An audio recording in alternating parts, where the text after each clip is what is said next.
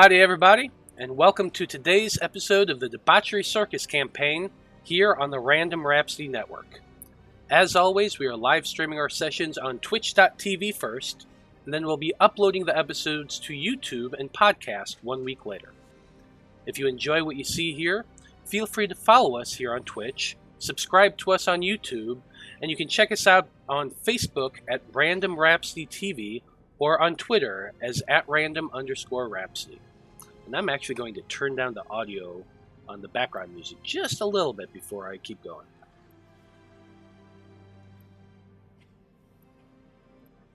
There we go, much better. Anyway, so when we last left off, the Debauchery Circus had been taken down to the dungeon of Northgard Palace and attempted to be placed under arrest. Who attempted to place them under the arrest by the King's Chancellor, Chancellor Valkan. While some of the party submitted to the guards shackling them, others managed to escape their captors, or at least for a little while. Fantine and Finn used magic to elude the palace guards, and they attempted to capture Chancellor Valkan and put an end to the sudden ambush. She managed to slip free with some magic of her own, namely Misty Step, and she called for more guards to assist with the arrest. Outnumbered, the circus finally allowed themselves to be captured, and each was escorted to their cells and chained to the wall. Finn and Fantine were placed in a special cell that hindered their magic, but somehow was unable to fully suppress the connection each had to their patron. This allowed Finn to see through his familiar's eyes and guide the imp Barnabas to elude their captors, and even manage to steal a set of keys from the captain of the guard.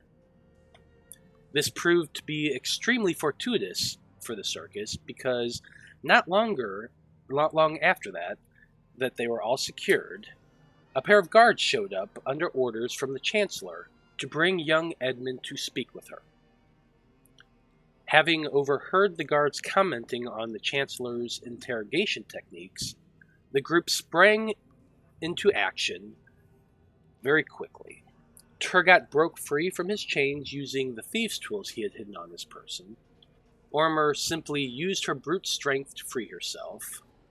Finn used his familiar to not only unlock the door to their cell, but managed to push the keys through the viewing slot on the door, which allowed Fantine to use her considerable mouth skills to grab the key before the guards could notice. I have a very dexterous tongue. She does indeed.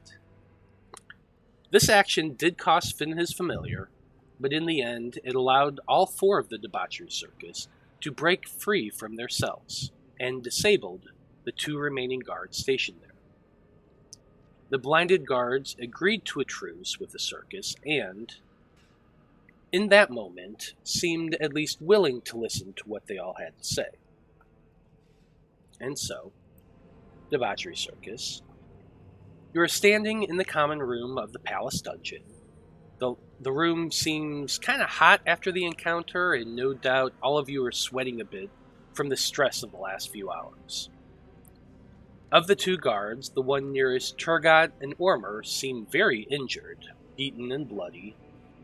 He leans against the wall for support, but thanks to the healing of the two of you, he at least doesn't appear to be bleeding out or anything. The one closest to Fantine has sheathed his sword, and now that you've released him from his blindness, he seems to be just, in that moment, kind of waiting, seeing what you guys are going to be doing. You made an argument to them that the reason you're breaking out is to protect young Edmund, who had been taken up to the Chancellor for questioning. You had accused the Chancellor of becoming hostile towards your group only after his introduction, and suggested that she was in league with Lord Veritude and his necromancers. You also rolled really high on your persuasion rolls. Hell yeah, I did. Yeah, making a rather convincing argument. As the two human guards seem to mull over what you're saying, a question comes to each of your mind. The question is, how generous is your character, especially to those they don't know? And Finn, since you're the one who rolled, why don't you go ahead and start?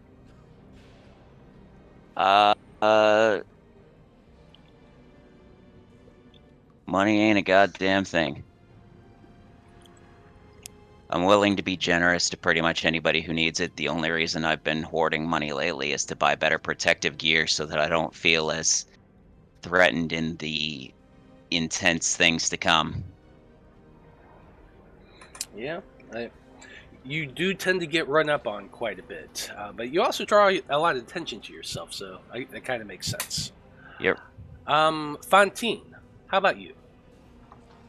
I think Fantine is generally inclined to be generous, but sometimes her personality, like she's not generous on accident sometimes.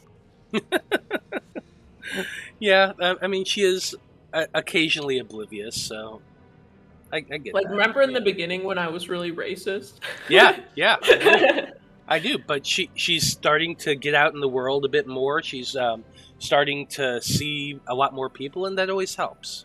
Travel is probably one of the best deterrents against racism, at least in my opinion. Tergot, how about you? Not really generous at all. I'm willing to help, but I don't go out my way to do it. You do tend to be a bit more aloof and that sort of thing. I get it. Okay. Ormr, how about you? I feel like Ormr would be fairly generous to an extent. I mean, I'm sure she wouldn't be generous to somebody that's obviously out with, ill intent, but also if she's, saving up for some nice new bracers or something, she might be a little more stingy with her money. Yeah. That makes sense. That sounds about right. Okay, I like it. Well, anyway, Debauchery Circus.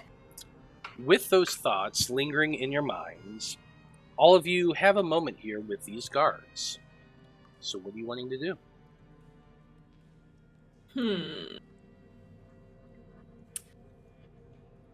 So,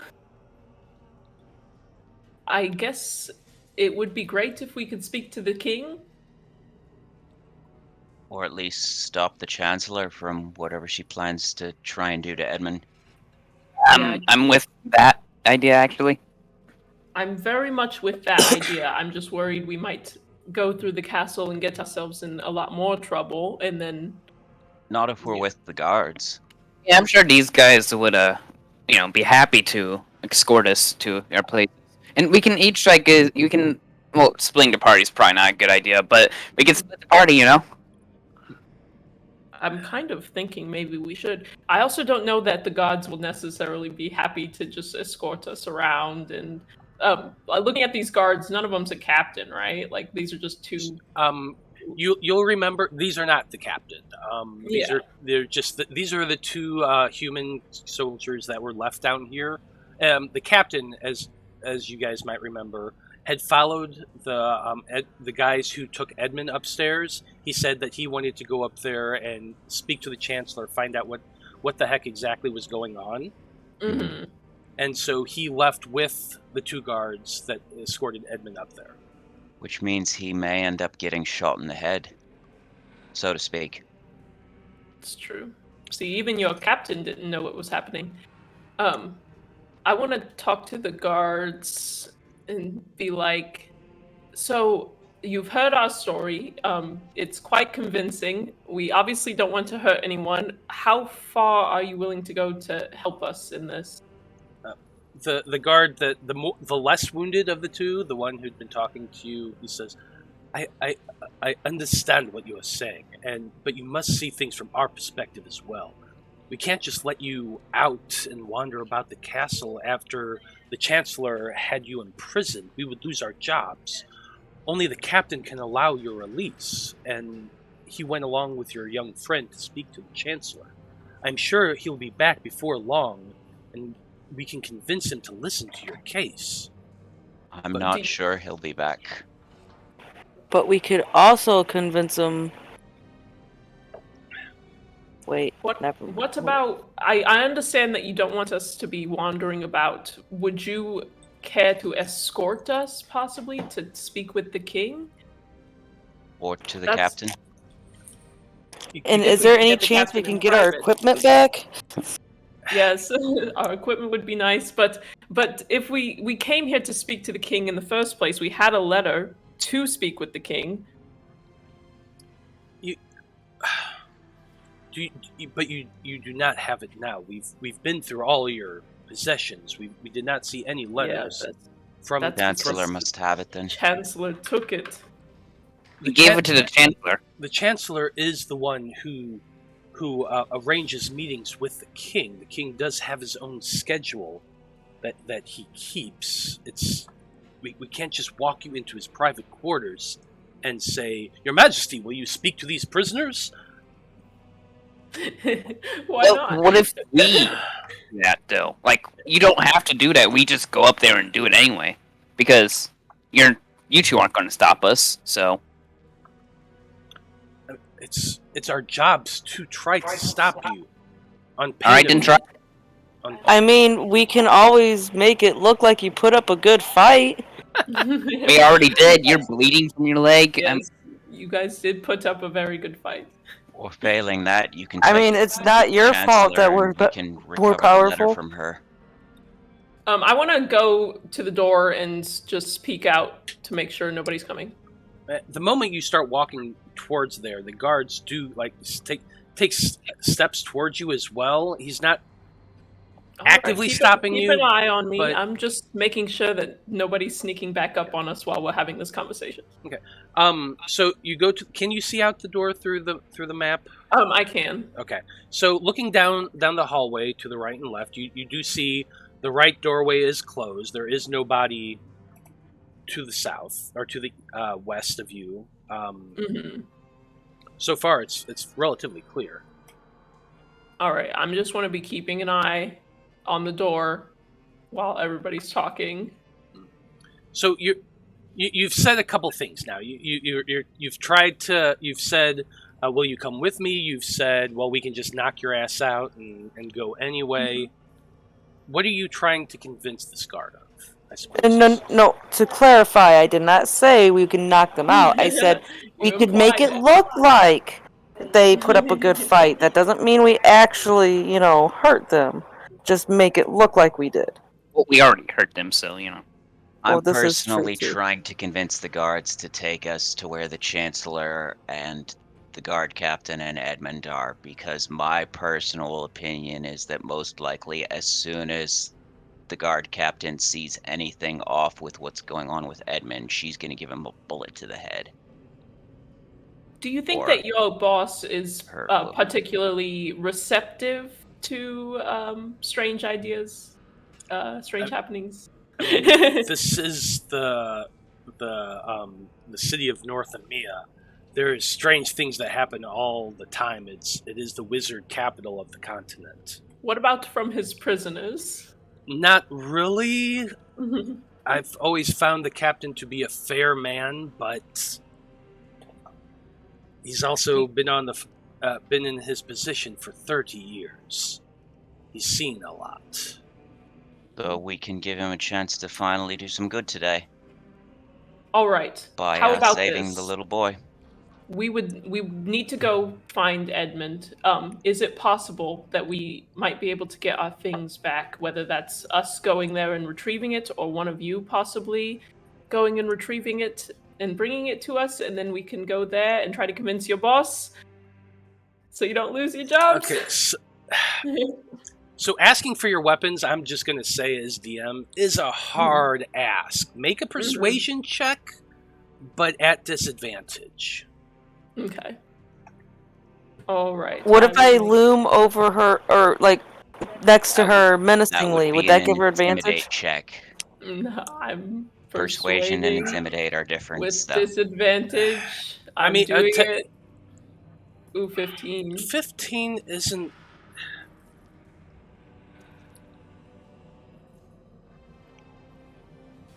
we are willing. I suppose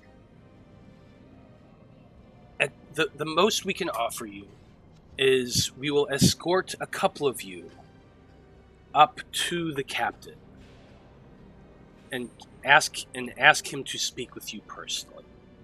Sure. If two of you promise to remain here with another one of our guards. Sounds fair. Yeah, I think that sounds fair. Can I at least have my back? I would like something to cover up, because, it's getting cold down here. I'm sorry, you're asking for a blanket? My cloak. A cloak? Well, he goes over, the guard nearest you, the one that's been hurt, walks over to a nearby rack and pulls a blanket out from a small chest and brings it back and hands it to you. Not exactly. Listen, my That's cloak good look, has a Rachel. really personal item on it. Whatever, fine. Right, so who wants to go with me to talk to the captain? Honestly, I think you should take Ormr.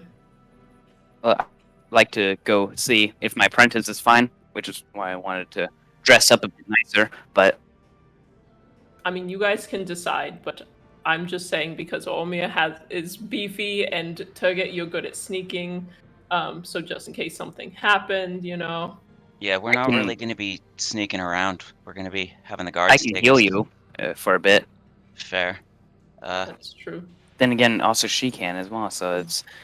Yeah, I mean, I do have Hand of Healing now. Also, I'm not very good at healing. And I mean, I don't necessarily require weapons, so if things do go south. Aye. Me neither. I mean, I wanna look at Tergot and give him a subtle wink, like I'm planning something. So I imagine you guys have been sitting here speaking with the guards, trying to persuade them for probably 15, maybe 20 minutes or so. You've spent a little time talking to them. Fantine, at your position with the door open, looking out, from behind you, your passive perception, you would be able to notice that the door opened. Oh, somebody's coming. like natural. So I guess I want to say to the gods, that's a fine plan, we accept, but I'm going to hide real quick. So I guess I'll go back into this room, right? Okay. Or we can sneak. You step back into that room. Okay. Is anybody else doing anything?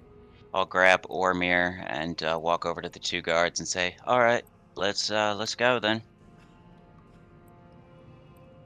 Am I supposed to stay in this little main area? Am I supposed to go into the one of the cells? Hide. Like, go into one of the cells. All right, time to stealth. 29. He's hiding. Yeah, he's hiding. He just steps back a little bit behind the door, and he's nobody can see him. Finn, you and Ormr, what you can see is one of the two guards, or at least another guard. This one a dwarf. Walk up to the open door. He stops as he looks in, sees the two of you, the two guard, the one very badly beaten, and he just cries out, What is the meaning of this? What happened to you? Why are these two out of their cell?" He tripped and fell, and they're taking us to see the guard captain.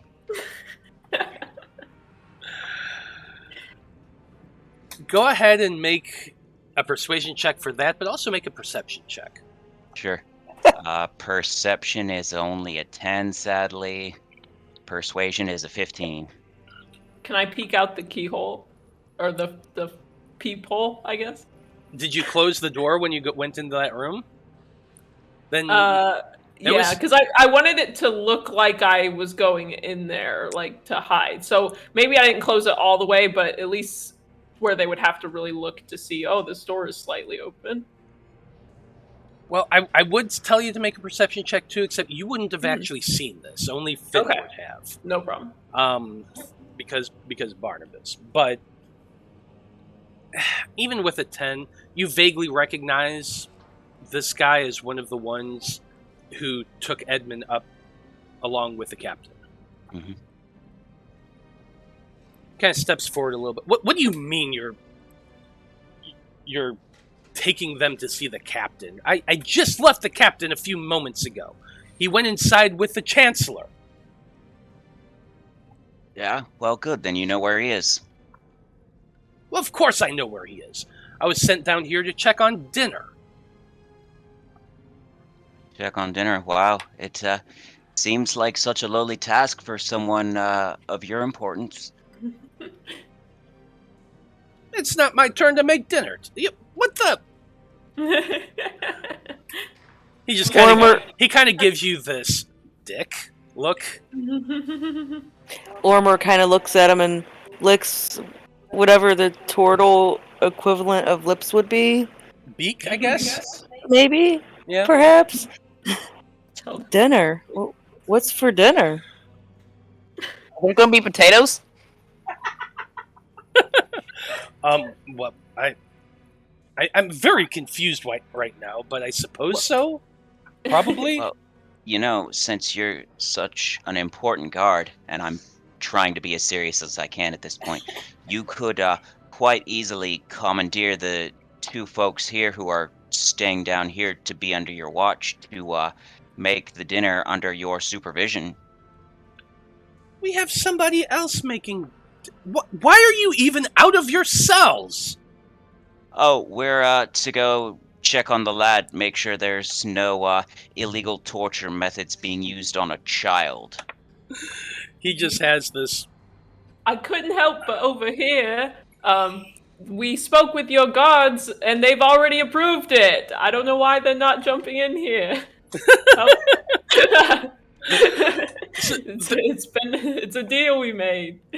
I just imagine these poor three guards. One of them got the crap kicked out of them. One of them was trying to chase around an imp that appeared out of nowhere, and all the people they just arrested came rushing out of their cells and are now insisting that they get taken upstairs. I mean, just the absolute confusion, bewilderment, just...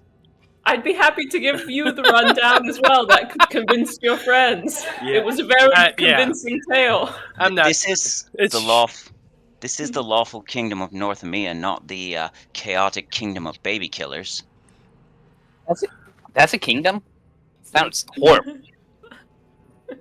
Aye, it would be. That's where I'm from. Really? That explains a lot.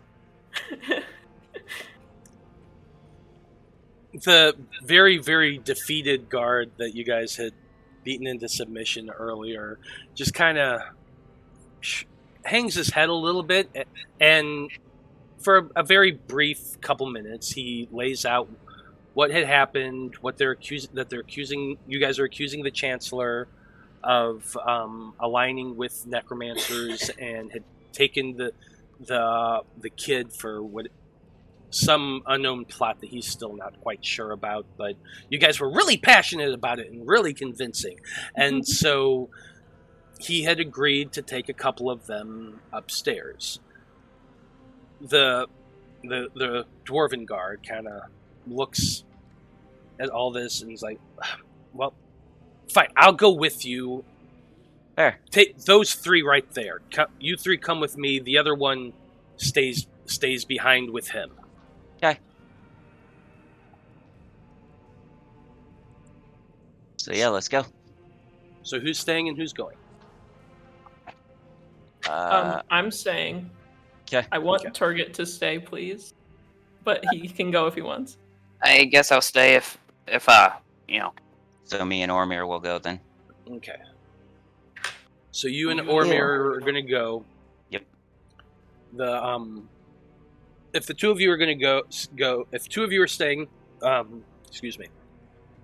If two of you are staying, then two of the guards are going to remain here. The one who just arrived said he'll stay with the injured one, and he kind of snaps his fingers and tells Fantine and Tergot to go sit down at the table while he starts administering aid to his friends. Pop squat. Yep. Yeah, I look at them and say, do as he says. Try not to cause too much trouble while we're gone. We'll be I back. mean, I can always smack some healing into him again. Nope, save that. Save that for your friends. Yeah, I know, I'm joking. Save that in case we get into a fight. I know, I'm joking. Don't you always get in a fight? I'm sure he would have looked at me in terror at that suggestion anyway. Probably a little bit, yeah. He did not like the face slap that came along with the healing. Yeah, because, I mean, it was not, gentle. So I can heal you, but to do so, I'm gonna have to punch you in the balls. Yeah, pretty much. But, It's the only way it works. so, the guard who you had initially convinced to go along with this, takes the two of you and leads you down through the door, back along the way you came up the stairs, and into the main level of Northamia Castle. So I'm going to go ahead and move you guys right now. Sweet. Good, I didn't want to move my character all by myself. That's too much work. This map too big. Yeah, it is a very large map, but it's a freaking I like castle. Yeah, I like This map's so big. It love you long time. So give me 1 second here. What I'm doing is I'm going to make it so that everybody can see Ormr's token. That way you guys have vision, even though your tokens aren't on the map. Cool. So there you go. You guys should be able to see that when I move you now. Let me know if everybody can see. I can see. Is this kind of like that Sensei show? Yes, this is like that Sense8 show. Wow. Everybody is watching through your eyes right now.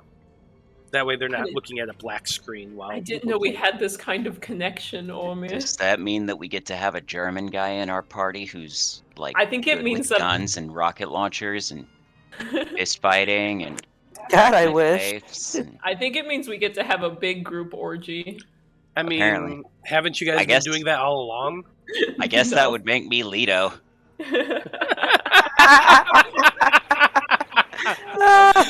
Nice. I approve. Does that mean I'm Sun? Yeah, you would be son. son. You would be son. Bro, And I don't know. since she's an alchemist, Fantine could be the Indian woman. Oh, I was thinking more the rocker chick, the DJ. Riley? Yeah, Right. Riley Blue? Yeah, that's true. The DJ. yeah. I could see yeah. Fantine as the DJ. And I do a lot of drugs. You guys don't know that, but no. It's canon now. It's canon now. I secretly have been doing a lot of drugs. guys Fantine can't is tell. secretly the world's biggest drug kingpin. Mhm. No, that's gonna be my next character. Is gonna be Oh, Super okay. Stoner. So we're gonna save it. I'm playing a druid that's a super stoner right now, and a buddy of mine's one shot. It's really fun. I just always wanted to play a stoner wizard. So it's like I'm high all the time, but I study really hard. I do really good in school. So not only does he smoke weed, he also takes ADHD meds. Yeah, he takes. He's got to take the Adderall and be like, I gotta get through this, guys. My wizard test is tomorrow. I'm just waiting to see somebody play the sorcerer who doesn't know their own background history, so they think that they get their magic powers from smoking. There you go. That's good. Hey, that's pretty good. Yeah, Dis- if you pick a wizard next, I'll do a sorcerer. Disclaimer to our viewers, we do not condone illegal drug use. Just the legal. I time. actually do. So. Sorry, guys. No, that's okay. Well, to keep us out of any legal trouble, anyway. I don't know if there would be any, but Not really, probably. But anyway, moving back into the game, the guard leads you back along the path you guys had previously taken, up through the hallway, up the stairs, and into the main level of Northamia Castle. He then leads you in a very similar path that you guys, actually identical path that you guys had taken, coming through here. He leads you back towards the king's throne room. So it leads you through there. And I'm just showing you this because I made this giant map and it's awesome, and so I like to share it. In through there. Showing off. I always show off, thank you. In through past the room that you guys had left and into the throne room itself. As you step through the ornately carved double doors, you see a large and very spacious throne room. High atop a dais with a gold gilded set of stairs leading upward, you can see 3 thrones. One in the middle a little more forward than the other 2, and quite a bit more opulent. The floors are covered in lush purple carpets all over the place, as you can see. And you've seen this color quite a bit. It's on all of the livery. It's on all of the tapestries, or not the tapestries. The long danglies on the castle, the stand, like a banner. Yeah, the banners. That's the word I was looking for. Thank you. The banners. You've seen the same color throughout all this. It's Northamia's color, and sure enough, as you walk through into the throne room, you're all a little hopeful at first when you get through the double doors and he pushes through. But once you enter, you can see nobody's in there. Yep. You do see, to the right and to the left, a single set of doors on either side. And there's also a door up high on the dais, leading backwards. There are 2 guards positioned there as well, and another at that third door, the one to the right. And they all kind of look up and seem surprised as this guard leads you 2 in.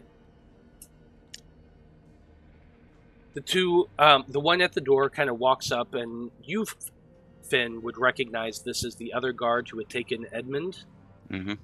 And he looks up and is looking rather oddly at the guard who is leading you. He's like, well, what's going on here? What? Look, I'm going to make this as simple as I can because we've already gone over this with the other guards twice. You've still got plenty of my friends, and as their leader of the circus, I'm willing to do whatever it takes to protect them. But if there is a real threat that involves necromancy and the possible killing of a child, don't you think we ought to flip and do something about it?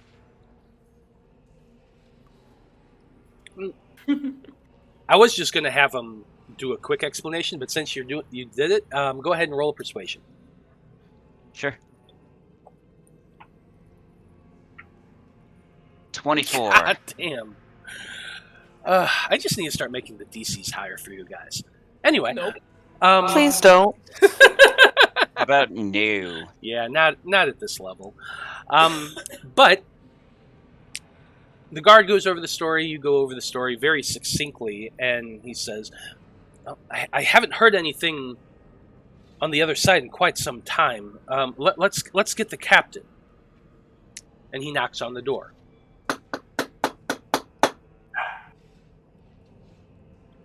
You all kind of wait a moment. As I stand there going, I hope he's still alive. And do you say that out loud? Nah, I'm just sort of thinking that. Okay. The guard knocks again.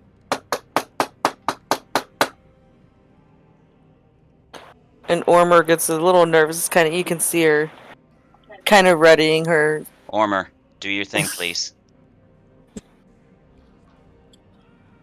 Shall I knock? Insinuating at the door. So what are you doing, Ormr? Break down the door.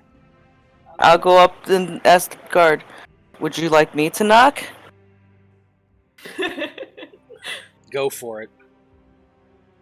Give me an athletics check versus door. As the guard steps aside a little bit. Son of a bitch! Are you fucking kidding me? So she just knocks like a normal person. Can I use my inspiration on her? Well, no. You're giving her your inspiration? Yeah, to reroll that. Yeah. I guess I'll allow that. Go ahead and mark off your inspiration off your sheet. Okay. Ormr, Reroll. Oh dear Lord, please don't blow this one. Please. There we go. And That's better. That's what inspiration is for. I do allow inspiration in this game, and I give it out every so often whenever players do something cool or help me out in whatever fashion. Anyway, so Ormr walks up and she says, "You want me to do it?" and blah blah blah. She starts walking up. Her hands are kind of flexing to themselves. She's rubbing her knuckles. She pulls her hand up, and in the last second trips on the rug. Instead of going with her fist, completely just shell butts the door as hard as she can. She almost fumbled and smacked her head, but in the last minute sticks her head down into her shell, and the body of her shell just slams against this door, splintering it off of its hinges and swinging it wide. Now what you see is this. Oh, God damn it, did I really mess up that?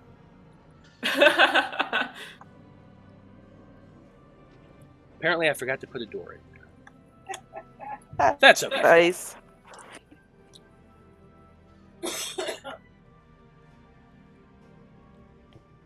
Whoa. That's a little bit better. Anyway, so what you see is this, Ormr. The first thing that catches your attention is down to the southern side of this room. You see an odd-looking creature, multi-headed. The easiest way to describe it is a ball of pure black force. Two-headed with giant wide jaws and tentacles for arms, kind of half in the ground, half out of the ground, but leering high above the captain, who is currently laying down on the floor, huddled in a kind of half-sitting, half-leaning position in the corner, completely stiff and frozen. To your left, you can see Edmund sitting on a chair, gazing up as a giant ball of mouth and eye with 4 tentacles that you all recognize. You've seen this before. It is a gazer staring down at Edmund, his eyes completely locked with the child. Behind him, you can see Mildred, Valkan, the Chancellor, leaning over the child, and a small, much smaller orb floating next to her. You kind of cry out in surprise as Mildred looks directly at you and points and shouts, "Get them!" You believe us now? Roll for initiative. Ooh. Can we have a scene cut back to me and Tergot? Yes, absolutely. While Awesome. I'm doing this, while I'm setting up the music, down in the lower level... I didn't actually roll that bad. Down in the lower level, back with the rest of the group, I'll go ahead and do that. Oops, I fucked that up. Good job. There we go. You know what they say, fuck it up till you make it. Is that what they say? Is that what they say? I guess so. It is now. I just put your tokens on the wrong layer. There you go. Anyway, back to Tergot and Fantine. The two of you have been sitting there at the table while this one guard is kind of just bandaging up the other guard and kind of looking over at you. And they've been talking a little bit about what all happened and how you guys got out. I want to lean over a little bit and whisper to Tergot. All right, I think that you and I need to get out of here and get our stuff and meet up with our friends. I'm going to say in Sylvan, hey, we don't have to whisper. I don't think you guys speak Sylvan. Okay, I'm speaking back in Sylvan. Yes, I think that we need to sneak out of here. We for sure can take these 2 guards if we have to, but I can use my suggestion spell to try to convince them to leave me alone, but that only works on one guy. I mean, I can technically just disappear, I think. That would be great. But I don't have my second level whatever that means. I don't have a spell available to cast Pass Without Trace. that's So, all right. We're not going to be as sneaky. We're not, I'm not going to be like ungodly sneaky. Just kind of normal sneaky, which is still very sneaky. But you get the point. Yeah, that's why I wanted you to stay here, because I knew that you would be the stealthiest one, and I think it's important for us to recover our items. Yeah. Do you know where they are? They were like, oh, they're in here, aren't they? They brought them into this room, this store here. Well, yeah, Barnabas would have seen them bring their stuff in there. I suppose Finn probably would have told you that. So yeah. Yep. So we've just got to incapacitate these guys. I'm kind of sick of trying to convince people to do stuff. We've done so good at it. I think we'd be pushing our luck. You have been doing pretty good at it, not gonna lie. Mm-hmm. Well, so since you're doing that, why don't you guys go ahead and roll for initiative as well if you haven't yet. That way you're in the turn order, and we will allow you to do those things on your turn. Okay. This is the second split map battle I've done, so this is gonna be fun. Damn! Me and Tergot ready to fucking blast them.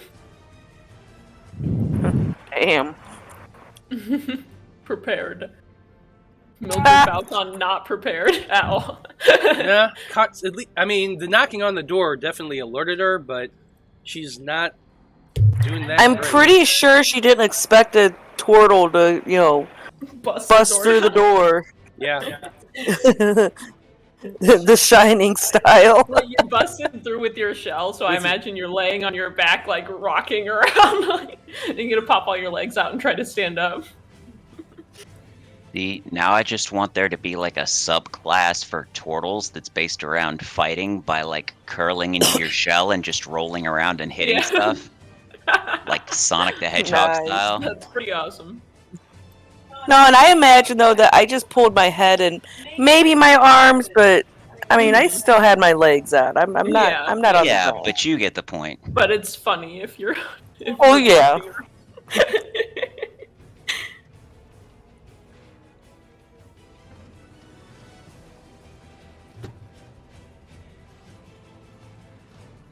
Maybe I could be like the blue shell in the Mario Kart, and Oh yeah. Target the person in first place. Yep. Who's in first place right now? Is that Mildred? I'd say whoever has the most HP, I would say. Well, Mildred's bested us, so I feel like she's kind of in first place. Well, there you go.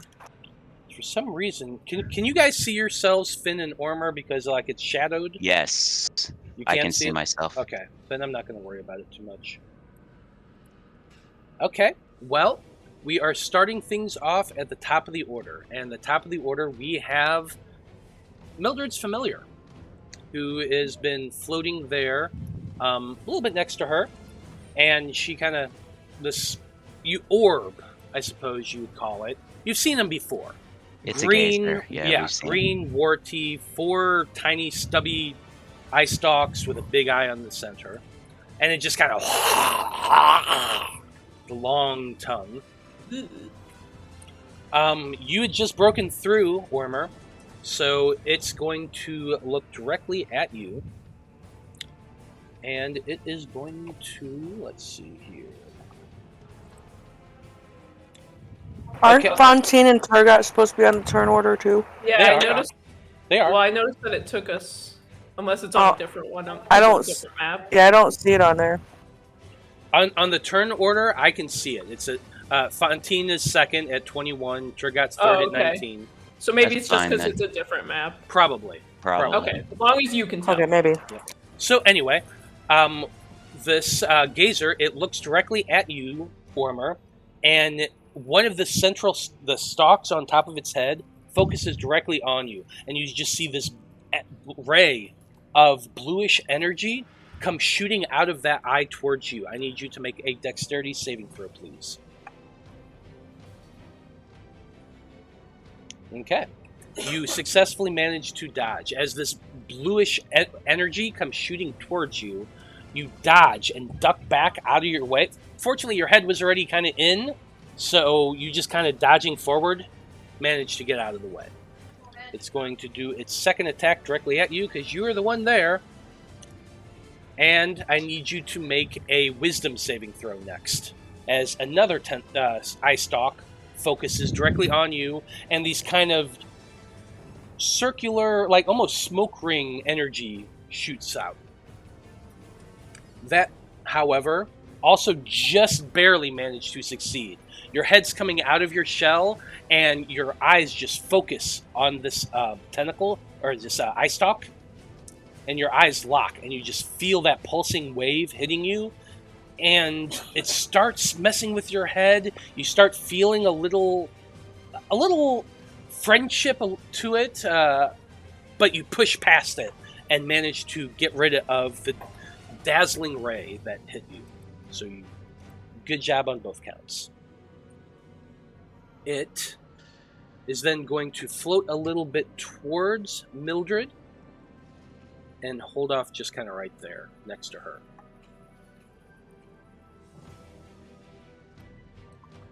So that's it for its turn. Next, we're coming to Fantine, who is at the lower level. All right. Fantine, what are you doing?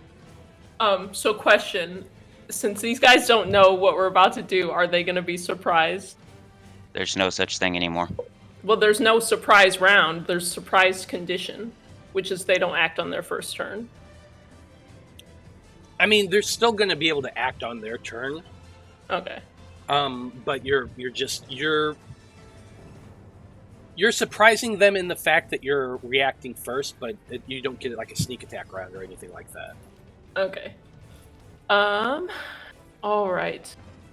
So one of them was hurt, but in the process of being healed, and one of them's at full health. Yeah. So is this the guy one that's hurt just back to full health, or what? No. So this guy right here, all that was happening was the other guard was beginning to bandage his wounds as he was still at the same. Yeah. He's still looking hurt. He's in the process of being bound up. Okay, then I want to look at the guy who's tending to his wounds and say, listen, why don't you just head to the back of the cells and take a nice long nap? I think you deserve it. And I'm going to cast Suggestion. Okay. So that's a wisdom. No. Constitute. That's I hit the wrong one. I hit that's Shatter. Suggestion. Okay, wisdom saving throw. Wisdom saving throw. Oh, he just met it perfectly. Wow, with a 15, he just met it. You don't think so? All right. So that's fair. You cast the spell at him, and you see the spell hit him, and he was looking at his friend, and then he looks over directly at you. What are you doing? Casting a spell on me? What the? Well, could I roll a stealth check or something and be doing it secret? Maybe a persuasion check to convince him it was a different spell than not a bad one. I mean, so here's the thing. If someone says to me, I'm trying to do this stealthily, I'm trying to do this hidden, mm-hmm. I would allow you to do a stealth check first to try to hide it. But once the spell is cast, he knows someone cast a spell on him. It's still you feel an effect. It's not just like, oh, nothing happens. He physically is resisting it. Yeah. I will allow if you were intending to do this stealthily, I'll allow you to retroactively do this to cast. I will attempt. But Oops, I still rolled with disadvantage. Sorry. Yeah, it's okay. 20 would have made it. I'm just gonna say next time. Tell me you're wanting to be stealthy first, please. Yeah, because it's just with suggestion. It doesn't say like with charm person. It's like they know that you cast a spell. But I guess with this one, if I had said it quiet and hid my hands. Yeah, the components are verbal and material. Mm-hmm. So I mean, you don't even wave your hands at all. Yeah, you're getting up and you're physically saying something to them, and then they feel an effect. So they have to physically will themselves out of the spell. So Okay. you feel me? It's not like you can't just cast a spell and if it doesn't work, they don't notice it. But with a 20, I'm going to say you did the components quietly. You still spoke to them, and they felt an effect. They felt something. He's going to look over at you, and he's very confused. He knows something happened, but he's not sure what. Other than I quickly look back like I was talking to Tergot. Honestly, I think I do need a nap. Yes. Me too. I'm tired. And he just kind of shakes his head a little bit and says, "Well, I just had the weirdest thing happen to me. My head's kind of got a little foggy for a second there." You should take a nap too, honestly. Like, we should all take naps.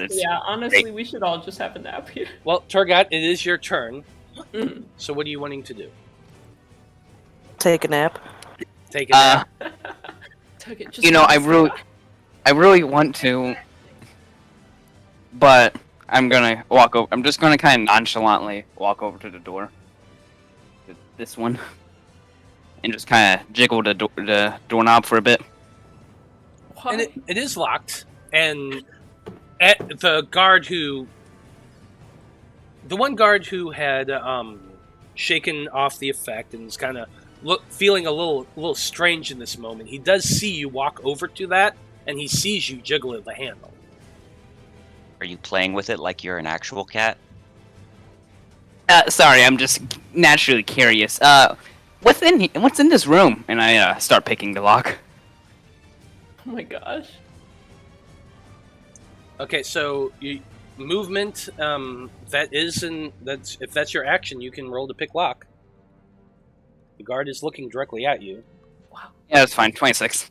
You kneel down and very quickly jam your lock picks in, click, chick, and the door unlocks. All right. Can I open it or? Yeah, you can do that as. I mean, it's an object interaction, so it is a free action if that's what you're wanting to do on your turn. Yeah. Yeah, I'll just kind of open it. Still acting like all of this is just a common occurrence, you know? This is normal. Kind of like, whoops, that Yes, slipped. I didn't mean to. Tergot, that's a open. great idea. You should take a nap in that nice, quiet room there. I know, right? Happens all the time. So you kneel down, unlock it, push the door open, and you see a small room with a desk to the north, a chest, and a bookshelf down on the southern end. All right, and I'm gonna use my feline agility so I can move a bit more, and just kind of enter the room and just. Well, as you step into the room, the guard is going to get an attack of opportunity on you, and in reaction to you trying to walk through there, he is going to try to grab you. So this is athletics versus Acrobatics? acrobatics for you, I suppose. Oh wow! Or athletics if it would be higher. Yep, and No, it wouldn't be. it wouldn't be, but yeah. So you rolled a 12. Don't forget to call your numbers, guys. I rolled a 20. So as you're walking through, the guard immediately stands up, turns and grabs your shoulder, and pulls you back, spinning you around. And as he's holding you on the bicep, and he says, "What are you doing? You can't go take a nap in there. That's the captain's office. How did you even open that door? Why were you? You can't pick that lock." I mean, listen. I slipped. The door opened. I thought it was like a little nap room. And man, I feel very non-dexterous today. Yeah, you rolled a 2. What did you roll there? You rolled a 2. Ouch. Oh yeah. Anyway, so that's it for Tergot's turn. Coming back to Edmund, I'm going to move everybody to the other side. Mm-hmm. Edmund on his turn. He's sitting there on the chair at the desk, turned and facing the spectator that is hovering there. I believe you guys have fought a spectator before too, so you should recognize this. His gaze has been locked on the spectator. He does get a chance to do something at the end of his turn, and that's make a wisdom saving throw. Ormr, you can just see him looking almost catatonic. Other than the fact that his eyes are locked with the spectator, his mouth is open, there's a little drool running down his lips. He's just frozen there. But he does get to make a wisdom saving throw. 16, that's not bad. That's the DC.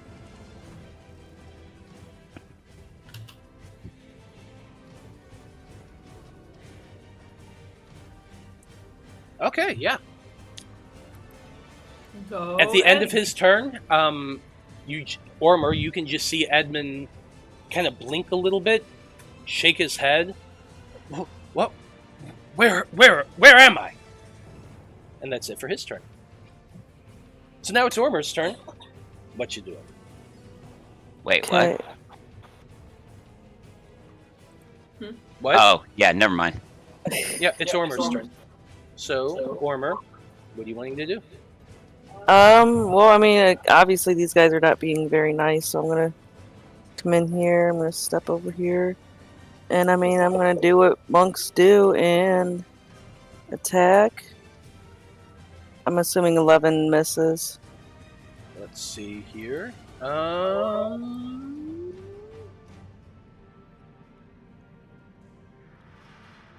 Sorry, 1 second. This is actually a complicated question. Sure. I'm hitting this guy. Crap. 11 does not hit. Okay. Complicated questions usually involves defensive spells. Okay, and then I'm gonna hit him again. 23, I'm assuming hits. 23 does hit. So 11 damage. I'm gonna do Flurry of Blows, which gives me 2 more unarmed strikes. So that's a 16. The 16 hit? Yep, 16 does hit. Okay, and give me just 1 second. Let me look at something here.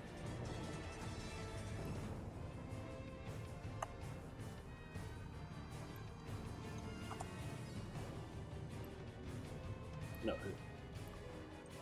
Okay, and then with this last one, I'm going to do Hand of Harm, which gives me an extra 1d6. With a 14, does that... 14 just hits. There. Okay. So you punch into it a third time, and you feel the release of your harming energy out into the creature. However, with that last punch, it did hurt, but not nearly as much as you thought it would.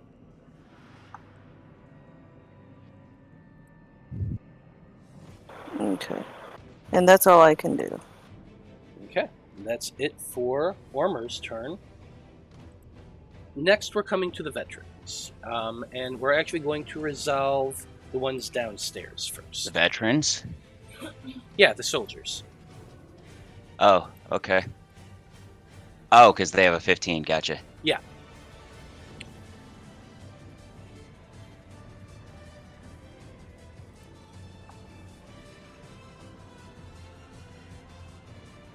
Yep, okay. So, the guy that had grabbed Tergot, after you open the door, Tergot, he is holding on to you, and he's now dragging you back. And he is saying, there's no, absolutely not. You may not go into the captain's office. We're going to put you back into the cell until the captain gets back. Wait, no, I didn't do anything. You can't do this. Yes, you did. You opened the damn door. I saw you. It was Don't even lie. unlocked. It's not my fault he left his door unlocked. So he is pulling you. He can use half his movement, and he's pulling you 15 feet towards the door. Listen, I'm sure if we can all just talk this out, it'll be okay. No, actually, no, it won't. Listen. Do I get an opportunity attack on this guy? You would once he leaves your threshold. Yes, he hasn't yet. He opens the door, and as he steps away, he would get to. Sorry. He would get to... God damn it. He would get to right about there, going through the door, and at that point, that's when you would have an attack of opportunity, if you chose to. My glaive appears. I'm gonna attack. So That's an 8. your glaive appears in your hand, and you swipe out with it, and the very tip of your glaive just grazes along the back of this guy's armor. Just the tip. Just the tip. I can carve my name in there. What the hell?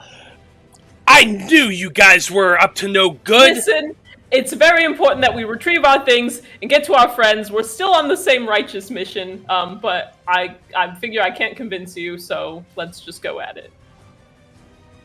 And he screams for the rest of his... He's still pulling Tergot the rest of the way, and he screams out in a very loud voice. Guards! Guards! Attack! These prisoners are trying to escape! Ah, Sorry, that was a bit Fantine, loud. look what you've done. Me? This was Yeah, I was just opening a door. All right. But that's where he got to. The other veteran that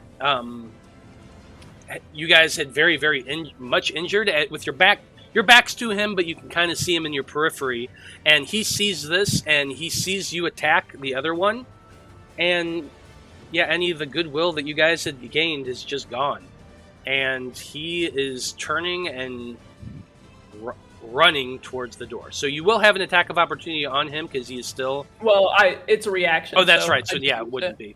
So never mind. So 5, 10, 15, 20, 25, 30... And as he's running this way, you can hear him yelling, More guards! More guards! Come quick! Come quick! 5, 10, 15, Remember, kids, open the door. Goodwill 5, is a 10. for-profit business that pays its employees minimum wage. Unless they're disabled, and then it tries to pay them less than minimum wage. You're not wrong at all. Yeah, I used to work at Goodwill.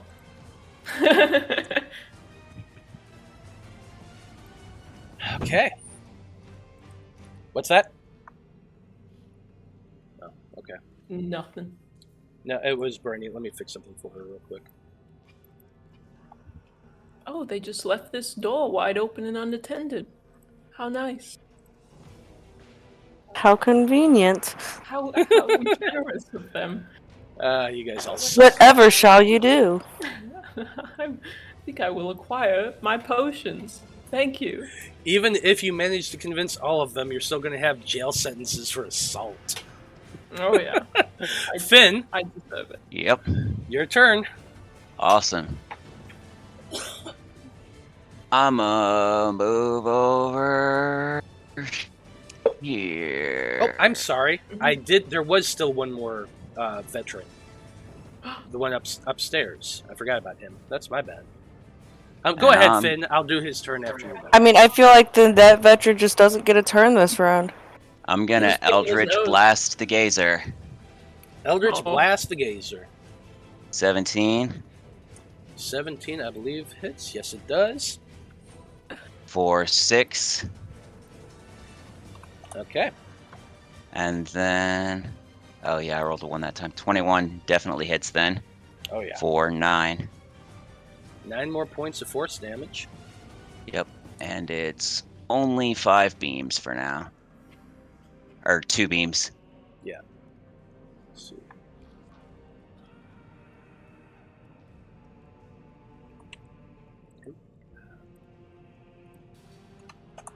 And I'll yell at Edmund, "It's a rescue effort, old lad." Okay. I like it. Anything else for your turn, Finn? Yes, bonus action, because it is a bonus action. I'll shove the Chancellor, I guess. Still have your mage hand out? You don't have to have Mage Hand for the shove. Oh, really? Oh, okay. Yep. Interesting. So, what's the DC on that?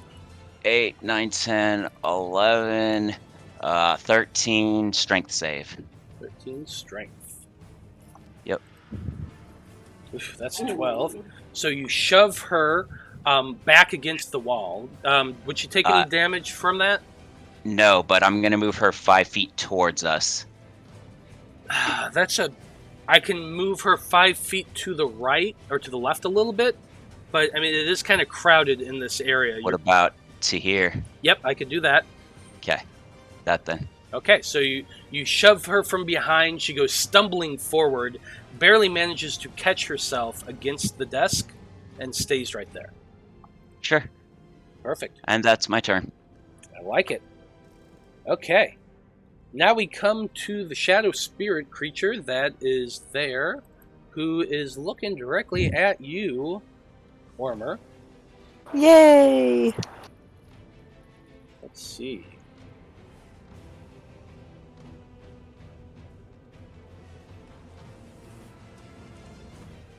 Okay, so first of all, I just need you to know, Ormr, that on your next turn, because you are within 5 feet of this creature, you feel this aura that at the moment you stepped into its melee range, you began feeling this aura coming off of you, and on your turn, it kind of washes over you completely, and your speed, you're going to be feeling lethargic. Your speed is reduced by 20 feet at the start of, until the start of that creature's next turn. I don't care if I'm lethargic. Okay. So just so you know, at the start of your next turn. Okay, I mean, I'm not planning on moving anywhere, so... That's fine. I'm just letting you know what's going on. What it is going to do is it rears its heads up. There's these two heads, and it just screams this low, mournful wail that hits pretty much everybody in this area. Or at least... Oh, yeah. So I'm going to need Edmund, Finn, and Ormr, all of you, make a wisdom saving throw, please. You know what I'm about to ask? What? Is it a magical effect?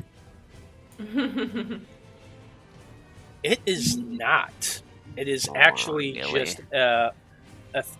I'm going to even pop it up for you. The spirit screams. Each creature within 30 feet must make a wisdom saving throw against the spell DC or be frightened for 1 minute of the spirit creature. Yeah, so doesn't necessarily mean it's not magical, because if it's a magical creature... It's not a magical creature. Yeah, Okay. Well, I mean, it was conjured by magic, but it's not a magical creature. Uh-huh. Let's see. So the DC is actually only a 12. Hell yeah. So you guys got lucky there. Finn was extra lucky. Because And that was Edmund. close. Edmund managed to save too. So Yay! or Good actually, lad. no, it wouldn't have been a 12. It would have been a 13. It would have been a 13, but because that's a spell level. But still, you succeeded, Finn. Yay. I did the math wrong in my head. Anyway, so that's it for... Oh, wait a minute. Let's see here. Yep, that's it for its turn. And absolutely nothing happened. So it, again, screams out this low, mournful, horrible wail. And all of it hits you, and all of you just... You feel the terror building up. But you guys you're the Debauchery Circus. Nothing scares you, and you easily manage to push past it. That's it for their turn, or for its turn. We do have the guards' turn next. They've seen Ormr smash the door open. They saw everyone run in. Oh, actually, I am going to go ahead and do the veteran as well. The veteran also comes running up, and he calls out to the guards, "Get help! The Chancellor has monsters in here trying to hurt this kid!" Yes. Finally. Yes. And it's going to go ahead and make a couple attacks at the thing down there because it just sees these horrible monsters. First attack's a hit. Second attack's a hit.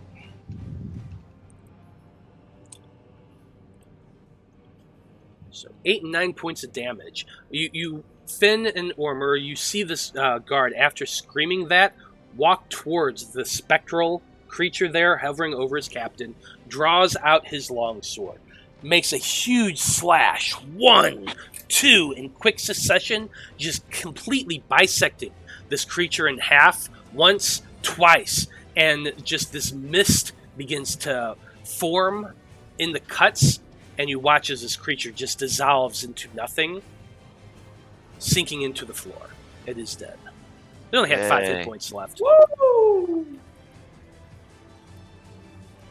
Here come the guards in black. Bottom of the order. What the?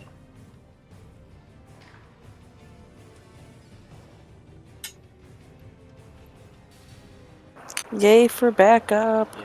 Okay, back to the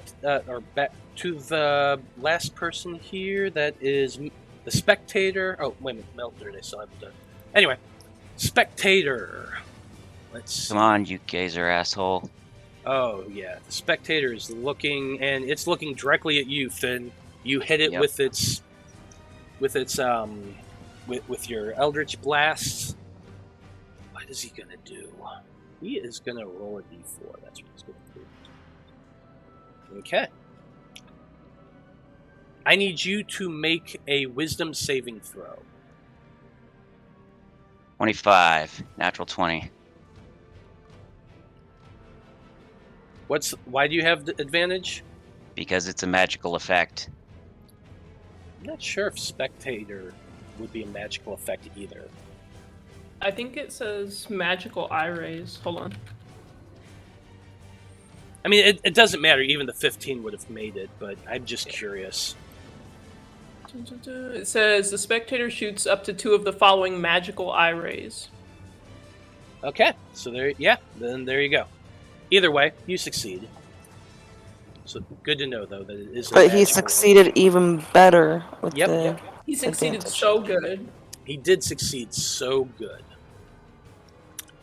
Angry that it is, another eye ray focuses directly at you, Finn. The fact that it messed up that first one, it's pissed. And it completely focuses directly at you, and this time it's using its wounding ray. So I need you to make a con save. Yep. 17. Oh yeah, that makes it as well. Yay. So I still need to roll. Why is it not rolling the attack though? That's really weird. So that's okay. 3d10. Whoa. So you take 12 points of damage. Okay. And as I recall, we hadn't healed any from last time, so... Yep. So, Cool. the second eye ray focuses directly at you, and just this dark blast of energy comes shooting at you. You're able to jump back to hold off and fight it as much as you can, but the energy still cuts through you, doing quite a bit of damage, even on that save. How are you looking? I'm quite hurt. I imagine you 2 are. HP currently. Whew. Last we come to Mildred, and she's looking frustrated at everybody.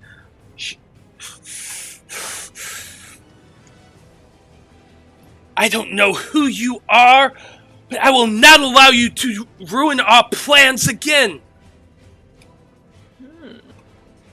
She turns, grabs the gazer with her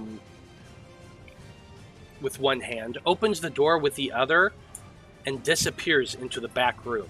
The two of them together. Well, then what's this? That's the spectator. Oh, okay. The gazer was the smaller one next to her. Gotcha. Does Edwin get an attack of opportunity? Actually, he technically would have because he's no longer under the effect of the spectator. Yep. So I need him to let's see. What I'm going to do is I'm going to roll a d4. On a 1 and a 2, he attacks Mildred. Or actually, on a 1 and a 2, the gazer. 3 and a 4, Mildred. That sound fair? Sure. Yeah, Okay, Mildred. get her. all he really he doesn't have a weapon on him, so he's going to be kicking out at her with his foot. That's really all he can do. But still, it's something. You could try and grapple her, maybe. Yeah, he could have tried to grapple her too. Let's see. So that would have added a 2 to her 15. So I'm gonna say.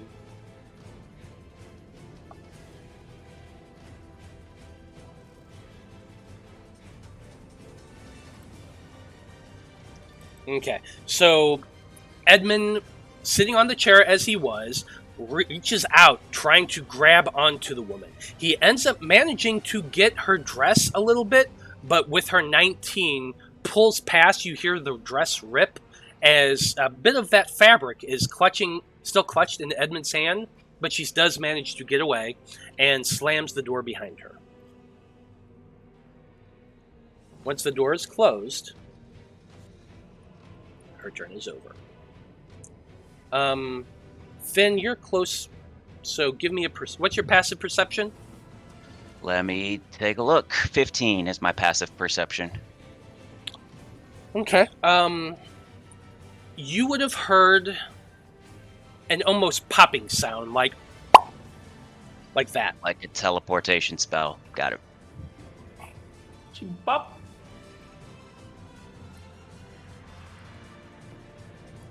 And that's it for her turn. The Gazer is also not in the room right now. So we're actually coming back to Fantine. Oh boy. Okay, so if I go into this room, there's a chest in here, right? There is a chest there. Is it locked? Make a perception check. I will perceive. 12. It is locked. It does not seem to be trapped as far as you can tell. Okay. I am going to... I don't have a way of picking the lock. Can I try to break it with my glaive? I just want to try to smash the latch. You can always try. So just to describe the chest a little bit further, it is a wooden and iron edged chest, about maybe 2.5 feet long by 2 feet tall. So it's a relatively big size. The lock itself is one of those fold over locks. Like there's a little ring, and then the latch goes over it, and then there's a padlock. So you could theoretically try to hit it with your glaive and try to break it that way. Okay, and to be clear, looking around the room, I don't see our stuff just lying on the floor, right? If you're wanting to use make one more perception check, like you don't see him just sitting out. Okay, I'll give you that free. Because you said this is 2 feet. What about my broom of flying? Because it's kind of big. Does it fit in this chest? That's a good... I thought you put the broom of flying in the bag of holding. Oh, I might have done that. Okay, so then it's probably in the chest. Okay. I just want to make sure I'm not just missing something leaning against the wall. All right. You don't see anything...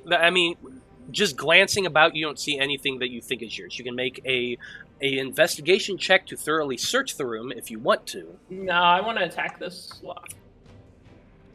So I'm going to hit it with my glaive. It's a 23. A 23 does hit. I don't think the lock takes psychic damage, but no, a lock does not take psychic damage. But it takes 9. You spin your glaive over your head and slash down, striking the lock. The lock does take 9 points of damage, and you do see a nice gouge cut into the thing. Okay. You did not cut through it cleanly, but you can definitely see a bit of a gap there. All right, I'd like to take my second attack. Go for it. 17. Yep, 17 will hit as well. For another 9. Another 9 points of damage. That's weird. 9 and 8. So that is weird.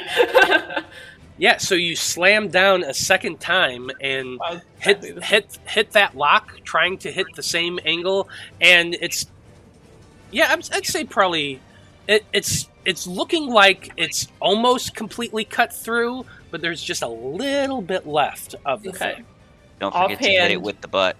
Yeah, offhand, but for flavor, I'm sticking the butt like in there and using the leverage to try to snap it off now that it's weakened. Absolutely.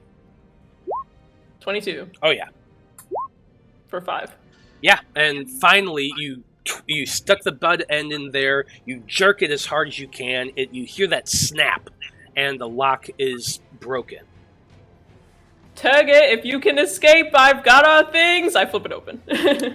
You flip it open, and you do see your things. For trying not to get too complicated, you see the bag of holding. You see the items that were missing. The one thing you do not see is Edmund's rapier. Mm-hmm. It is not in there. Okay. Well, that's going to be the end of my turn. Okay. Tergot, what you doing? You know, you could really just let me go. I really didn't do anything except open the door.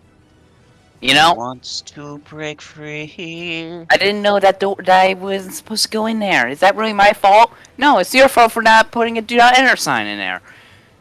Oh, come on. I wasn't born yesterday. If you're as innocent as you claim, you will stop trying to get away from me, and you'll go in yourself. 14, okay.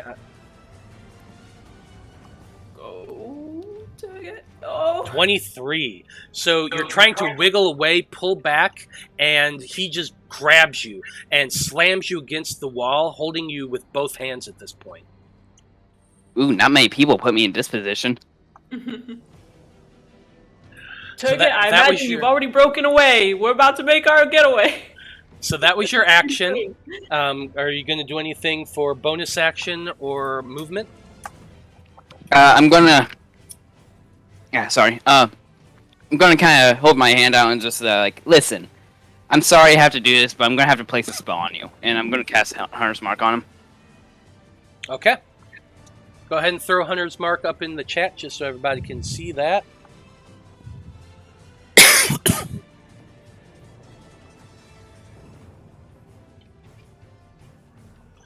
So, I always imagine that, in video games, whenever you cast Hunter's Mark, a little kind of red glow goes about them just a little bit, so that you're kind of marking them in your mind and you know the spell is in effect. So I imagine just a subtle red glow kind of goes over him a little bit, like just a little red line that kind of flashes every so often, so you know the spell's on him. But it is on him. You sure you can't let me go? Is that it for your turn? Yeah, that's action, bonus action. Okay. Well, you still have, I guess you really can't have movement because you're being restrained. Yeah, if you're grappled, your movement is 0. Yeah.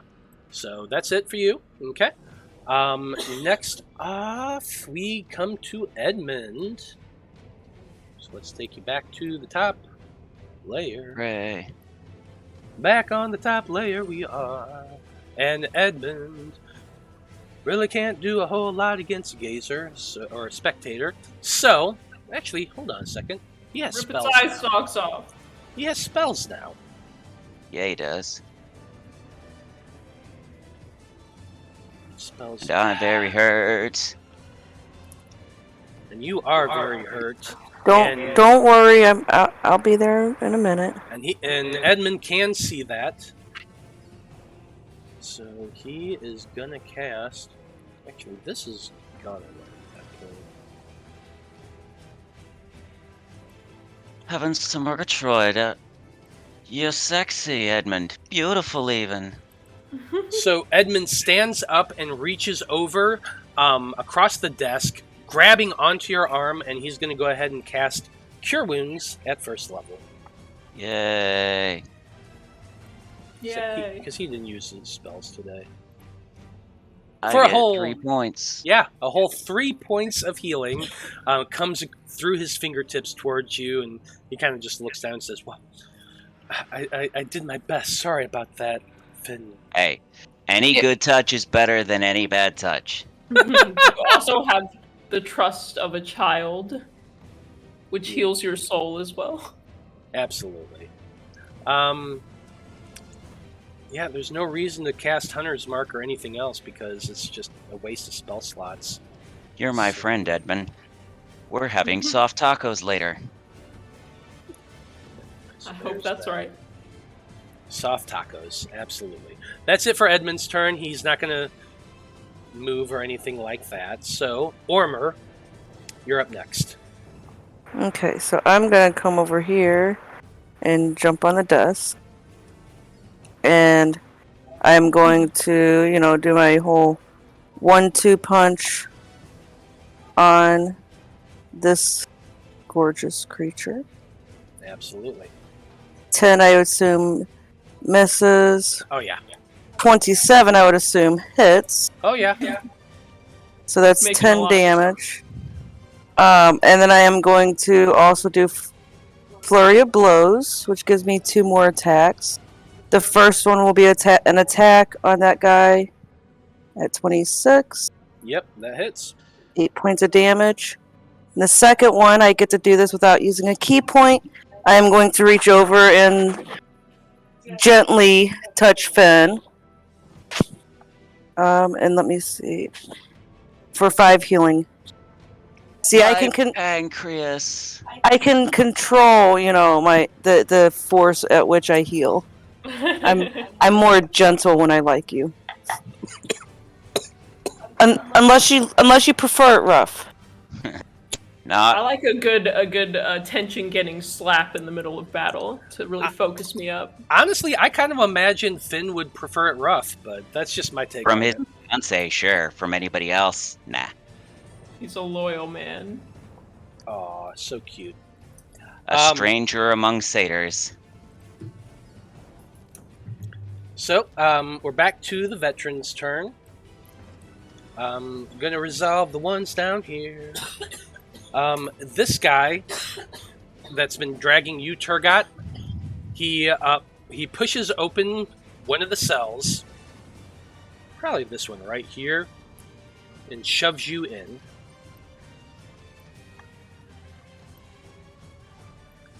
And then he pushes you as hard as he can. So he's going to go ahead and make an acrobatics check. Or actually, that's fine. Ooh. Finally. Yeah. So he shoves you as hard as he can, and you just kind of roll with it and step and are able to kind of go around it. But he does release you, and then steps backward and slams the door closed. Now I got you. Wait, did he really just evil laugh at me? Like, Well, it wasn't really an evil laugh, more of a, finally I got this guy. His Like, is an you evil don't need laugh. you don't need to laugh at me, dude. It's just like, it's not even like I'm hurt by it. It's just kind of like a, really? So Come on. I'll be right back, guys. Give me half a second. I'm just talking to the audience. Mm-hmm. So the next guard, he ran down the hall and into one of the quarters where a couple more of the soldiers happened to be sleeping. And he kind of, this guy wasn't there. He calls out to them, "The prisoners are escaping again. They escaped and tried to get free. We managed to keep them, and some of them came with the captain, but we need your help. You got to come quick." And the two kind of are awoken from their spots. I'm going to say they're probably asleep right here and right here. And they do awake, and they get up. They're kind of groggy and what the heck, but on their next turn, they're going to be allowed to join in, if it comes to that. Actually, it probably will, but we'll see. Back up on the main level, the last guard that was with you guys in the room, he saw Mildred run off, and he saw the creature dead. Or actually, he killed the guy, So he goes running over to the captain. He kneels down, grabs the captain, and begins shaking him. Captain! Captain! Wake up! Wake up! And he slaps the guy as hard as he can across the face. Not realizing that about that same time, that's when Mildred's spell went away. So the guy actually was conscious and just waiting on his turn. Like right as he's about to wake up, he gets hit. Yeah, pretty much. Like he's already he was paralyzed, so he could see everything, but he couldn't do anything. However, that effect went away whenever Mildred disappeared, or left that room, I should say. Teleported away. Yes, essentially. So he was already awake. However, the guard came running down, kneeled down, started shaking, slapped the captain across the face. I'm putting him at the very bottom of initiative. For some reason, there's a large line of people forming behind them. One of them has like a wrench, one of them has a crossbow. They're all waiting to be the next in line to shake the captain awake. Yes, yes, exactly like Airplane. I love it. Anyway, so that was that guy's turn. And that's pretty much it. You two seem like you have it just fine with the spectator, so he's more focusing on waking up his boss. Sure. Finn, it is your turn. Okay. I yell at the boss, "Do you believe us now?" as I try and blast this thing that's still alive. 22.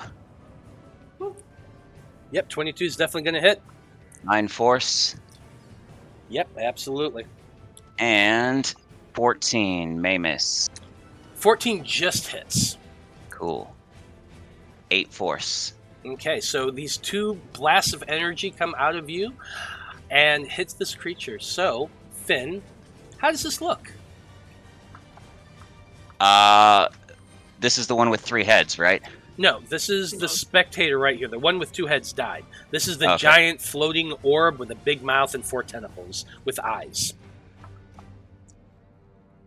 He opens his mouth in the wrong way at the wrong moment and just sort of like swallows my Eldritch Blast that just goes through him out the back.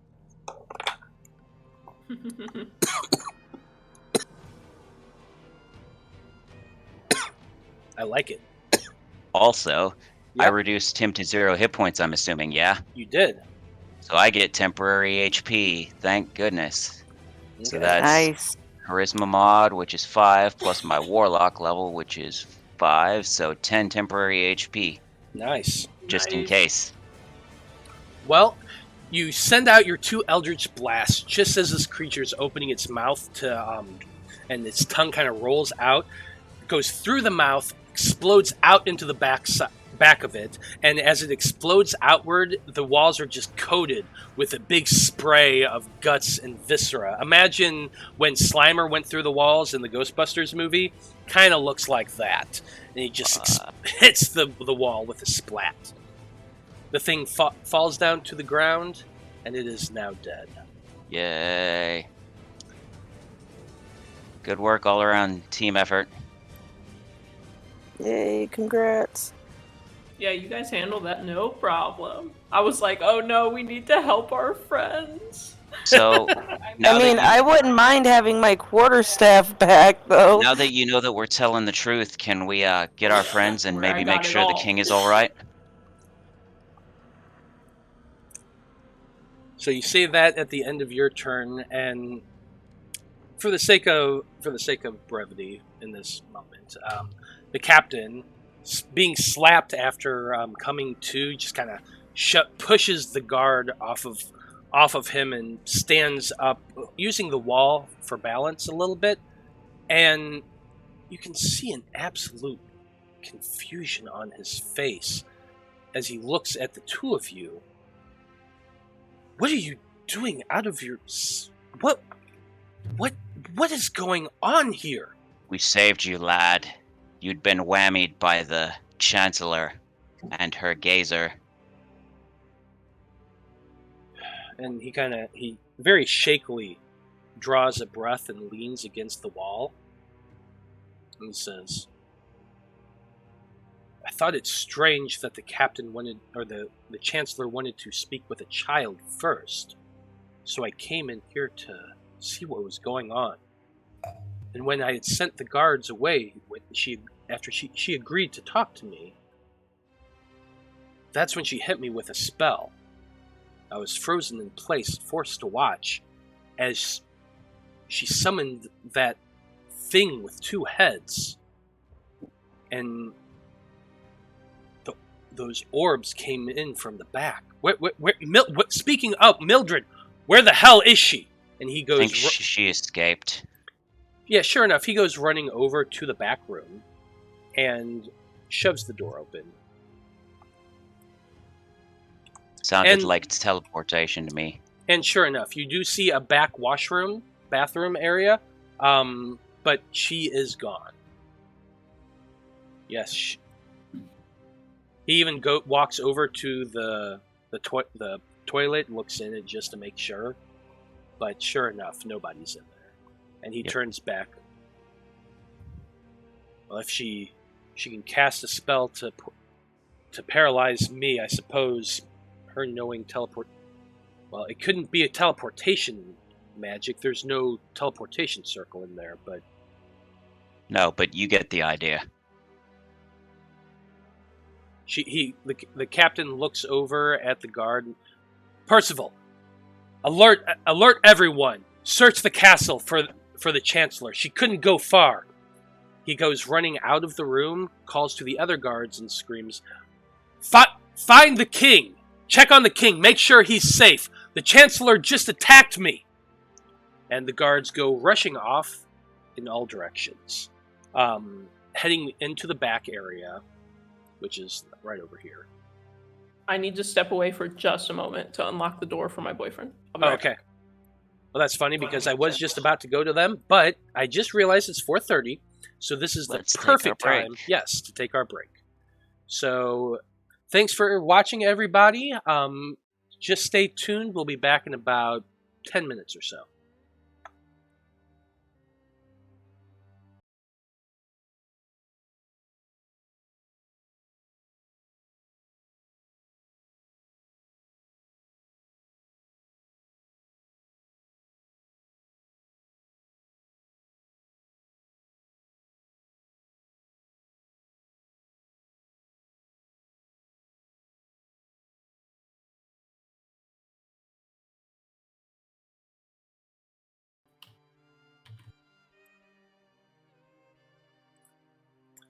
Howdy, everybody. We are back.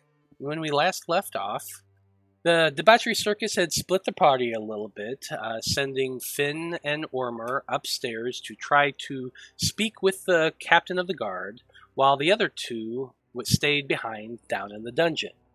And pretty much almost immediately decided they're going to arbitrarily break free again, and Tergot got slammed back in jail. Fantine managed to break through the chest and open it, and found all of their gear that they had lost. Quite a bit of stuff that had been taken from them. Besides all of their armor, all of their weapons, all of their items. And actually, when you first open it up, you see a few suits of armor, Finn's armor and Tergot's armor, and you see the bag of holding and some bags of money and a few other things, but most of it is not there. It's just the bag of holding. So you reached in and started pulling things out, and you did find most of it. It seems like they just shoved a lot of stuff into the bag of holding. Mm-hmm. But the one thing that you did not find was Edmund's rapier. You did find his armor, though. He did have some stud leather, so you found that too. And the rest of he had a few possessions, a cloak, and a bow and arrow, that sort of thing. But anyway, that's where we left off. So, kind of just jumping back into our quasi-not-quite order. Fantine, you would be up next in the turn order. You don't know what's going on upstairs. You just know that Tergot had been dragged away and slammed in the jail. You had broken the lock on the chest, and you had found all of your gear. So what are you wanting to do right now? Okay, so am I able to carry all of the gear?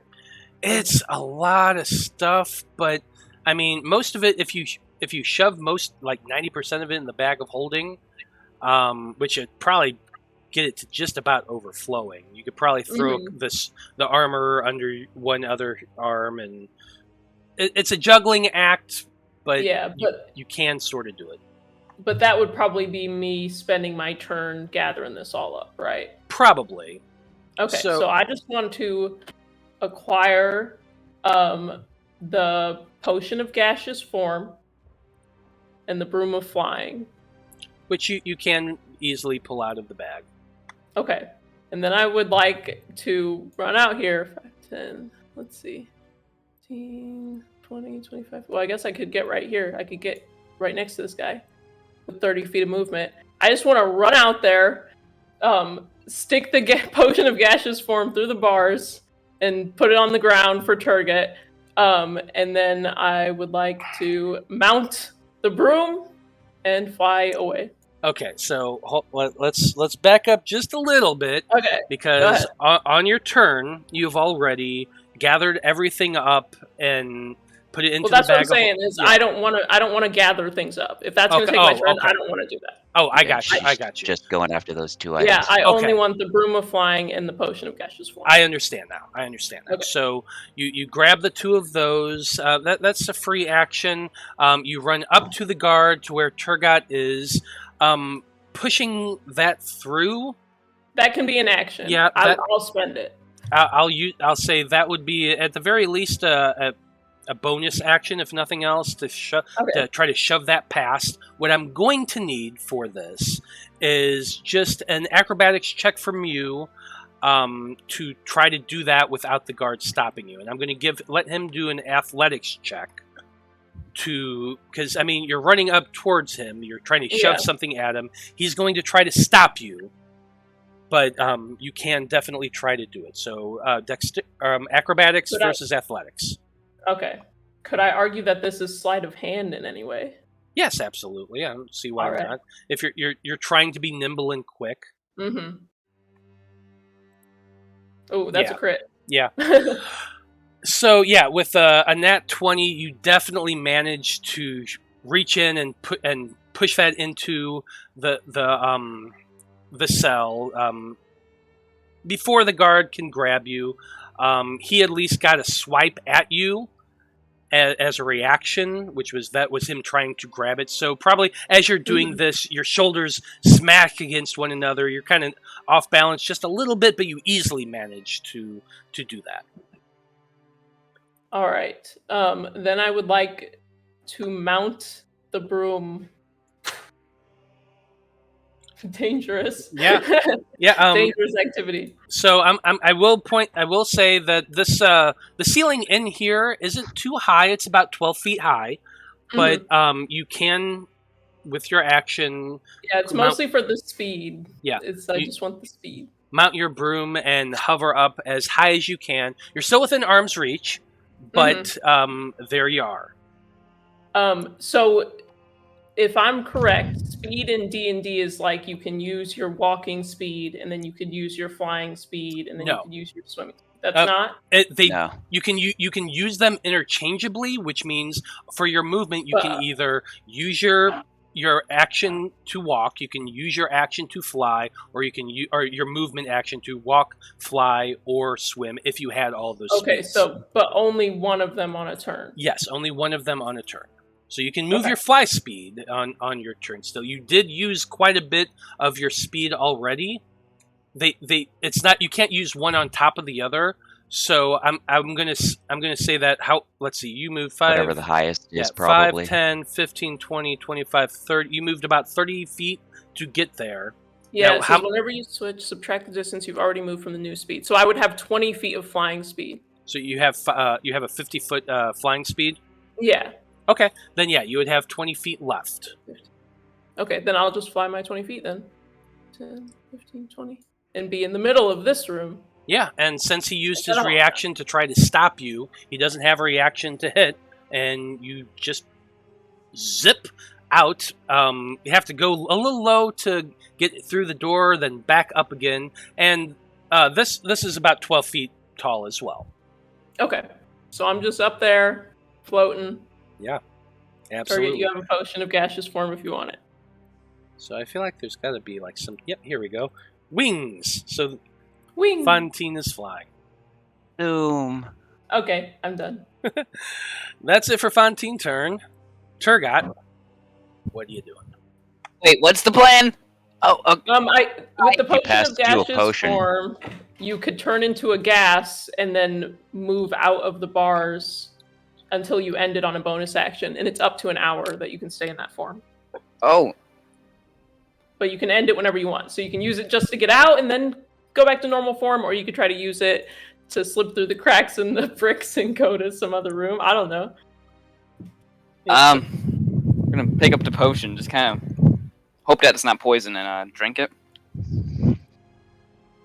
So, just so you guys know what's going on here, with the gaseous form, you transform along with everything you carry into a misty cloud for the duration. The spell ends if you drop to 0 hit points, blah blah blah. While in this form, the target's only method of movement is a fly speed of 10 feet. The target can enter and occupy the space of another creature. The target has resistance to non-magical damage, and it has advantage on strength, dexterity, and constitution saving throws. The target can pass through small holes, narrow openings, and even mere cracks, though it treats liquids as though they were solid surfaces. The target can't fall and remains hovering in the air even when stunned or otherwise incapacitated.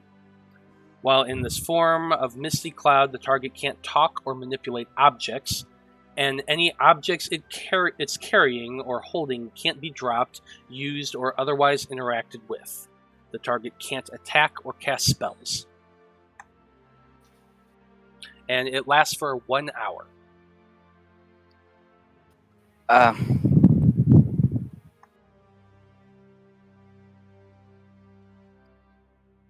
Howdy, DVA. Thanks for stopping by. 10 feet of movement is kind of not greatest, but would I? But Is you there can end it on a bonus action, so you can use it till you don't need it. Is there cracks or anything I can get would be able to squeeze through on this wall to this other room over here? You would have to make an investigation check to determine that.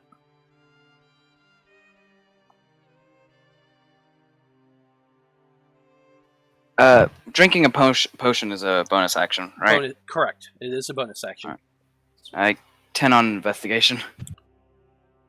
You're kind of looking around the room in this second, in this 6-second span, and as near as you can tell, you don't see any cracks.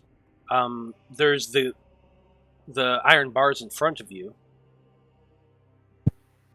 All right, I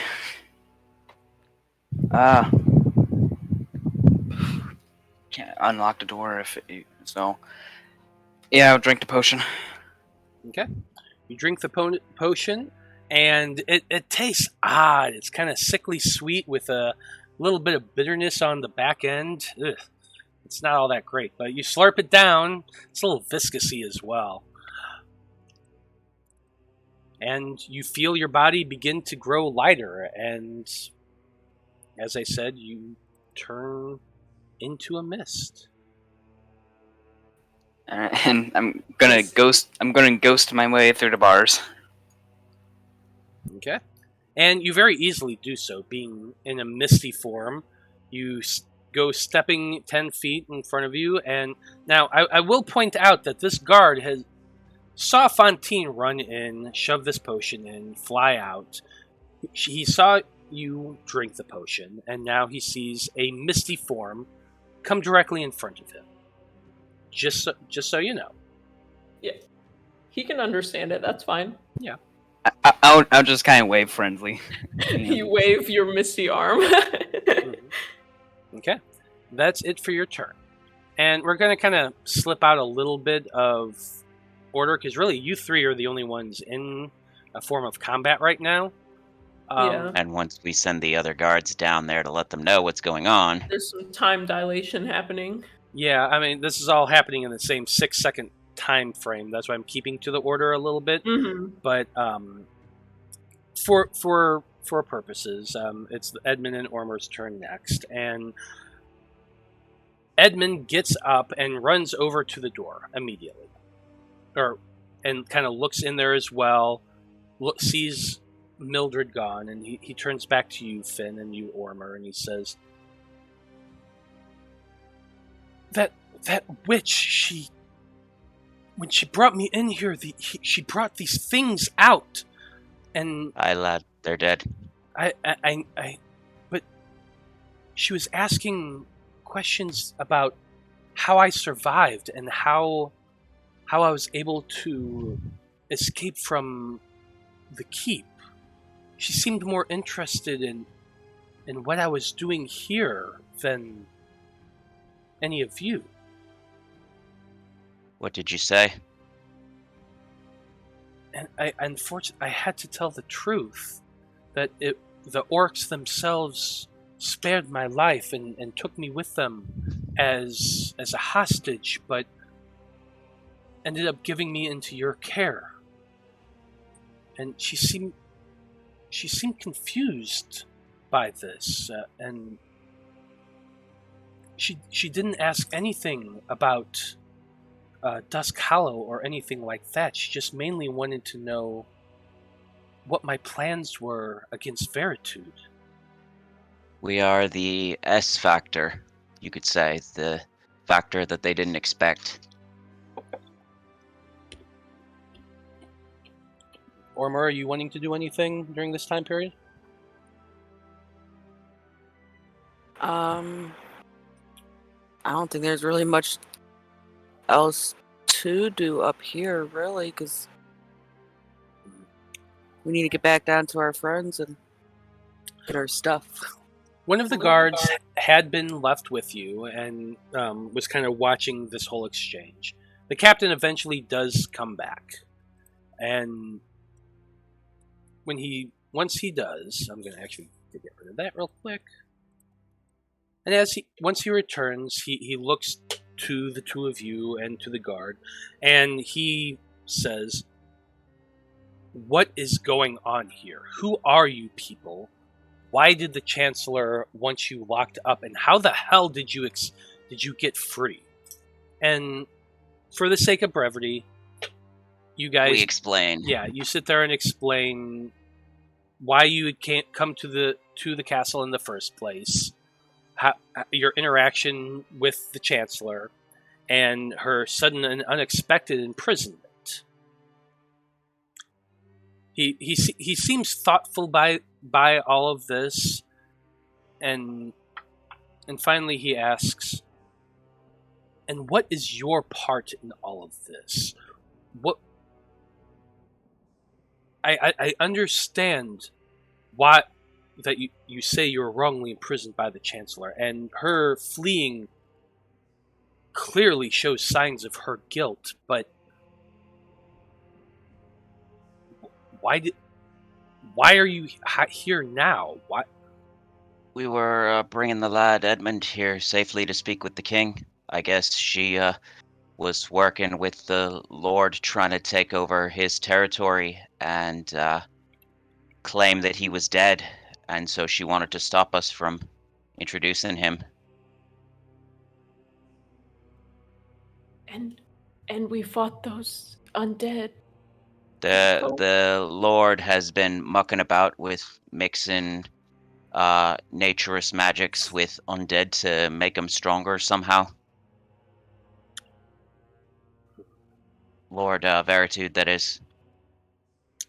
And he finally, for the sake of the story here, you take a few minutes to explain, and the guard captain finally sends two of the guards down to the dungeon to see what's been going on, and to find the other two and to bring you all together.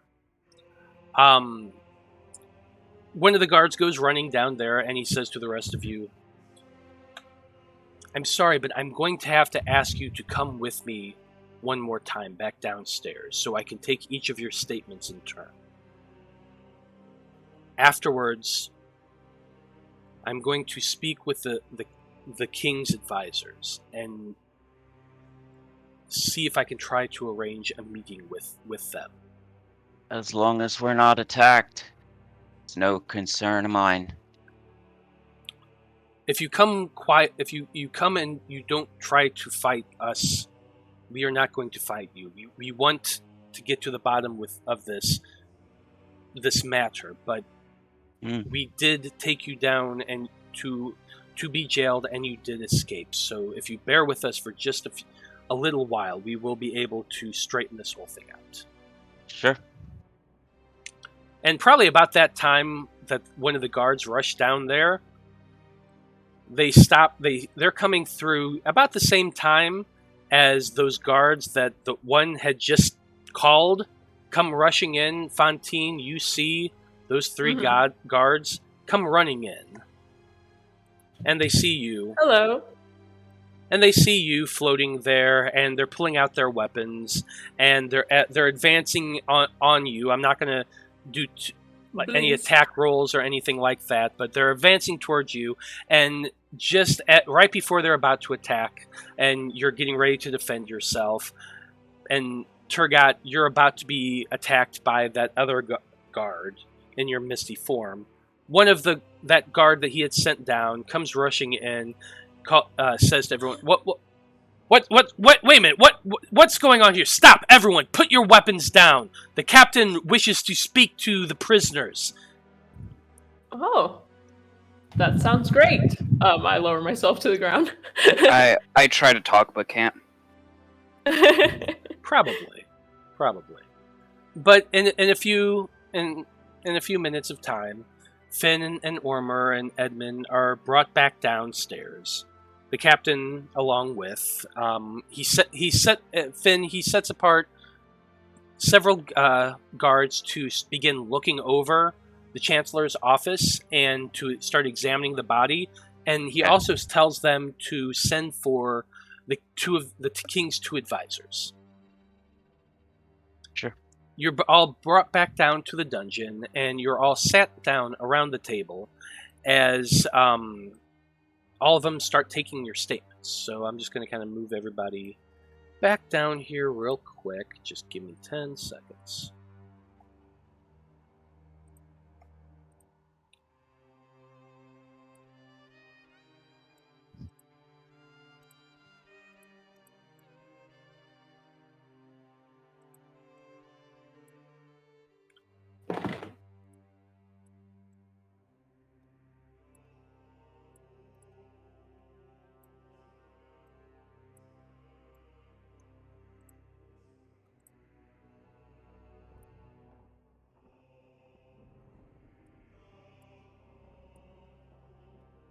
Okay.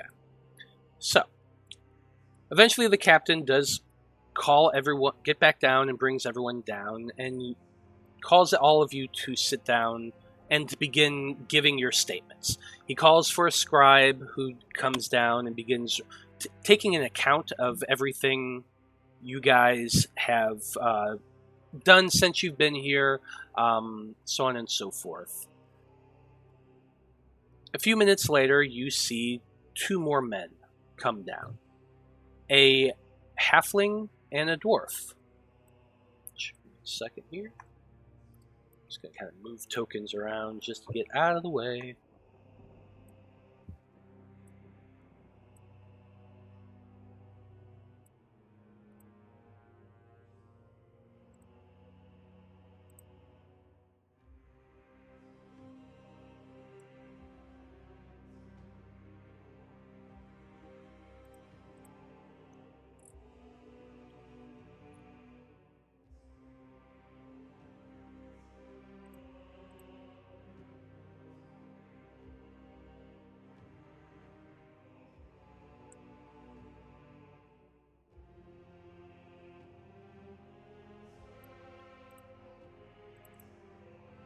Okay.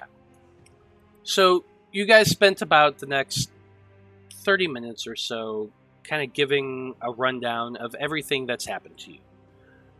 From the time you first met up in Misthold Village to your encounter with Sir Portleone in Florina, what you experienced in Dusk Hollow, and eventually your arrival here in the castle and your encounter with Mildred.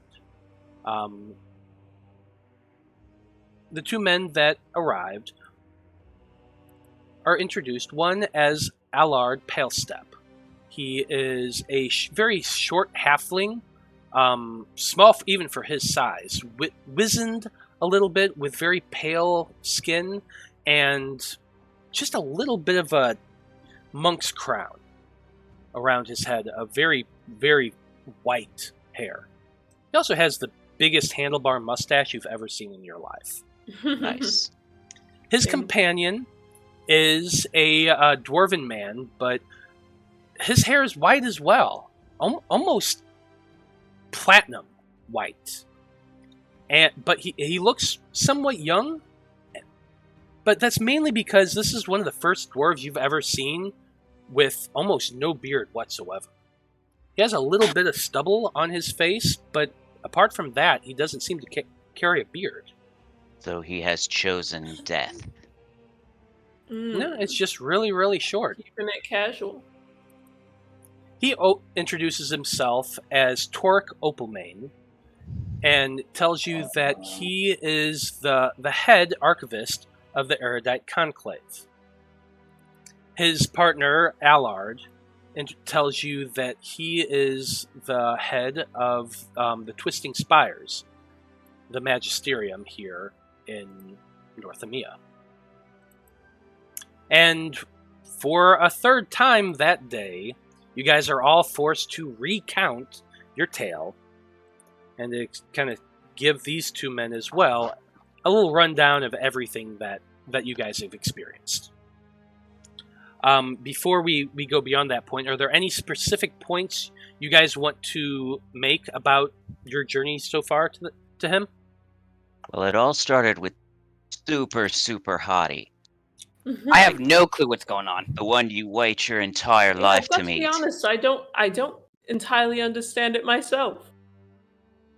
No, I'll definitely try and relay as much as I can to them about what we saw with the undead being, like, hybridized with nature magics.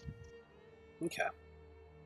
And as you describe this, the halfling looks very, very interested in all of this. The twisting of necromancy with divine nature magic sounds almost impossible. And yet, that's what we saw.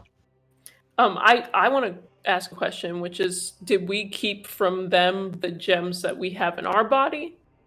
I mean, I'm not hiding mine, so. But And did it's you on my mention? forehead. Do you want to mention how you got there, or do you want to just keep it on the DL?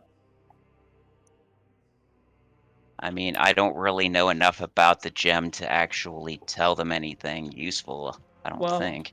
What we learned about the gem was that it's a divine seed of this tree, which is what this whole cult is about. Right, but we don't know, like, what it's for. No, but all right. I would, if it was me, I would keep it a secret. Okay, that's fine. So you guys don't bring up the gems in your bodies or the one you found? Is that what you're saying? Yeah, okay. I would not tell them. Okay. But if everybody else agrees, but if you guys tell them, then that's you. That's fine. Go ahead. No, I agree. There's no reason to tell them if they don't. I just don't want to bring any more attention to ourselves. Okay. Like, yeah, we're in a weird situation. Okay, bye. So you steer the conversation more towards what you saw and what you found without giving any indication that you... Because really, do you know how they're doing it beyond what you found? Well, No. Probably not. But you don't mention the object you did find. You just give them a bit of an account, and tell them where is located and that sort of thing. And their copious notes are being taken, especially by the dwarf. About 5 minutes after the introduction, you watched as a book just appeared on the desk in front of you, along with an ink pot and quill, and he just began taking shorthand notes of literally every word you guys say. And he's filled quite a bit of it. And the pages just seem to go, but the book itself doesn't seem to be like getting filled. He just keeps turning pages, and it seems like there's almost endless pages on this thing. But anyway, as they're doing that, like, you're kind of impressed a little bit with the detail of the notes that he's taking. But he finally says, well, at the very least, I would say that your tale is enough, especially with what the captain and the guards and the soldiers had witnessed when you guys broke into Mildred's office. I believe we should bring you before the king. We cannot. Can I at least get my cloak before that? Sorry. Never mind. I'm just... Give the boy his cloak, at least. We cannot allow you to meet the king armed, but I see... But be aware that if your cloak suddenly begins throwing magic missiles out of it, we're going to have to kill you, but I see no reason for you not to at least wear a cloak. No, I just, I don't want to be, because I don't wear much underneath my armor as it is, and just this is not presentable, I'll put on my armor if they let me, but the most important thing I'm getting back is my hat. Well, they will allow you to get your hat back at the very least, and to give him his cloak. I will say that they're not going to let you take armor or weapons or most of your things before the king, but they have agreed to take you before the king. They will. They are willing to stand with you and to talk about, to back your story up, at least so far as what they've seen, and to take you before the king. Would I be allowed my deck of tarot cards? They just mean a lot to me, personally. Go ahead and make a persuasion check. 24. The captain sighs a little bit, but says, very well, you may take your cards. However, again, be warned that while we are giving you the benefit of the doubt in this moment, any hostile action towards the king or anyone else will be met with the swiftest punishment. That's fair. We're not here to fight, my man. Read his fortune. What's that? I said I might just want to read the king's fortune. I mean, look at us. Do we look dangerous? Yes, we do. Okay. You may. Glancing back at the guard that you guys had beaten the living hell out of, yeah, I'd say so. Okay, you know what? Not counting him, he was weak.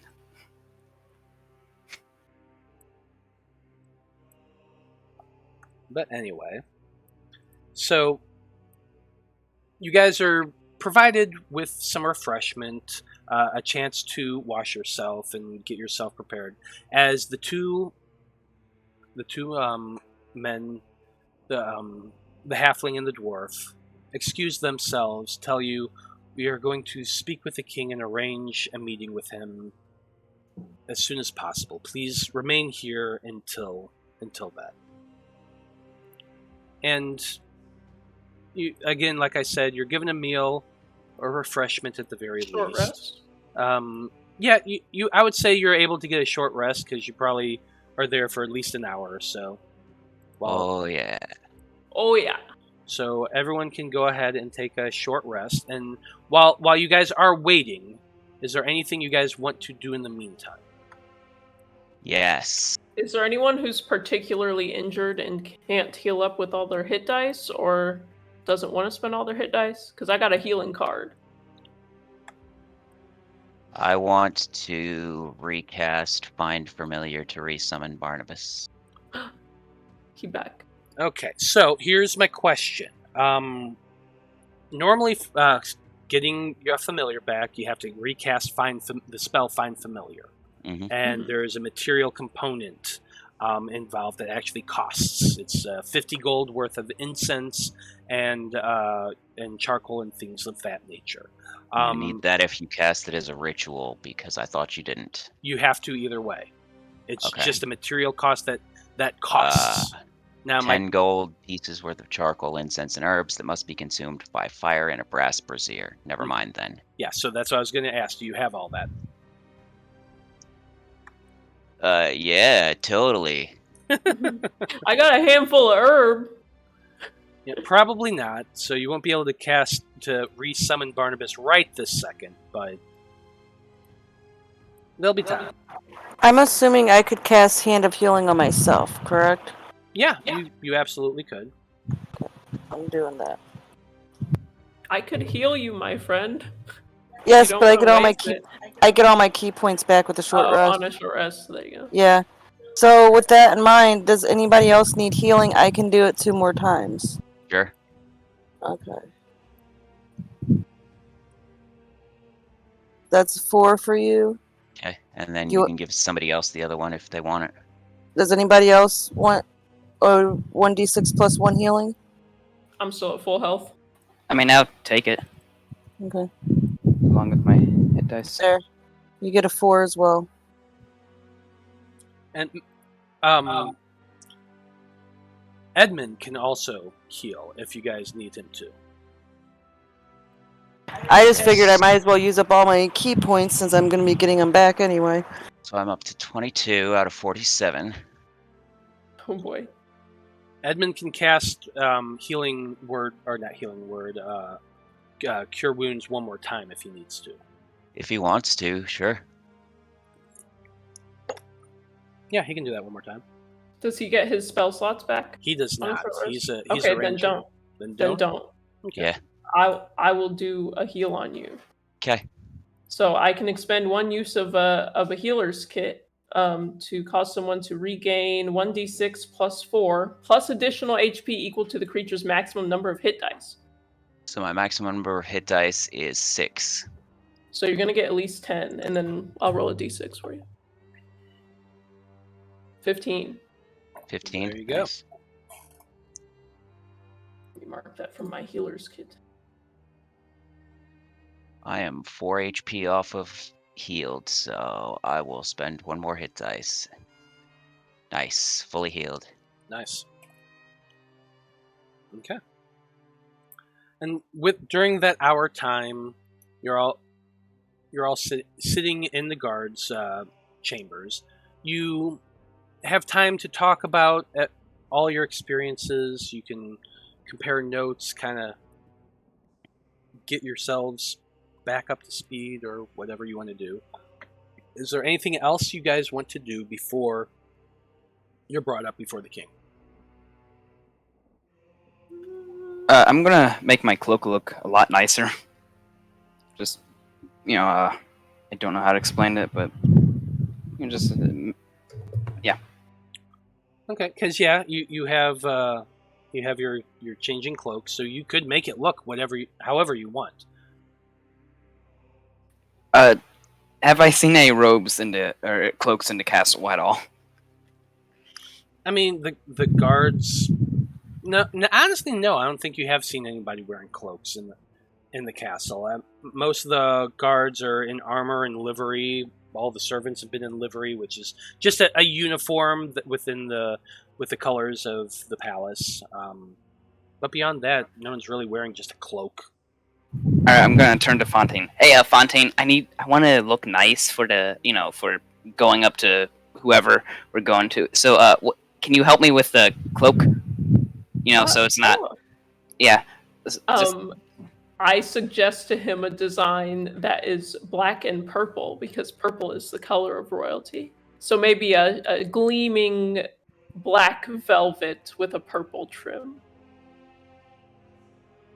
Sure, I like it. And instantly, your cloak begins to just do this little dissolving effect from the top going down as it changes from the green to the black, and just kind of evolves that way. And there you have a very beautiful looking black velvet cloak. Gorgeous. This is totally in fashion these days. I'm gonna make like the trim on the edges, kind of like make a little leaf pattern up the arms. Sure, you can absolutely do that. For all the fan artists in the audience. Yeah, Draw exactly. this. Exactly. Draw Tergot in this beautiful black cloak. I love it. Okay.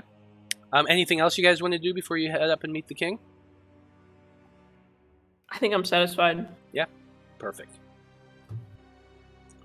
Well, eventually, the pair do come back down, and they tell you that they are ready for you to meet with the king. You're brought back upstairs, you're taken to the main audience chamber, and as those ornate double doors open, there you see the king in all of his glory, sitting there on his throne. A beautiful blonde woman sitting next to him, just a little bit back to his left. The halfling and the dwarf both walk over to the stairs themselves, turn around, and say to all of you as you all file in. Let's see here. Where'd my notes go?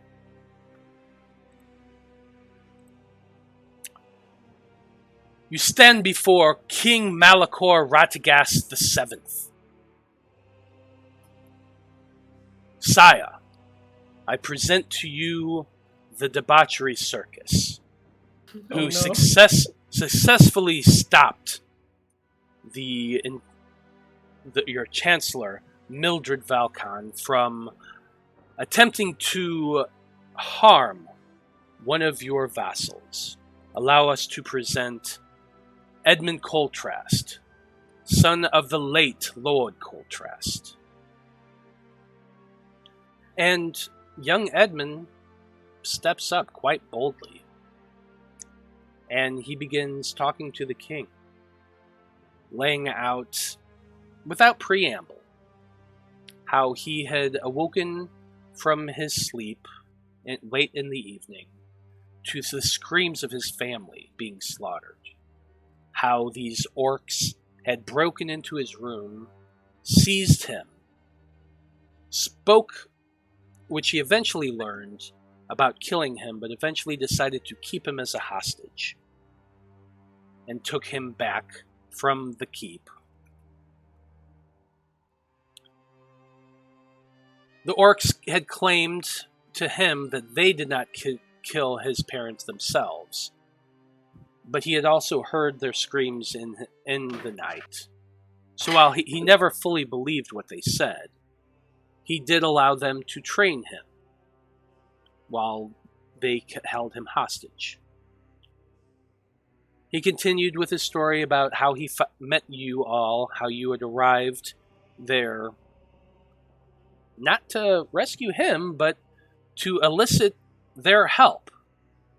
Because from the way he tells it, you were enemies of Lord Veritude, and you struck out to make a deal to take him out for whatever reason.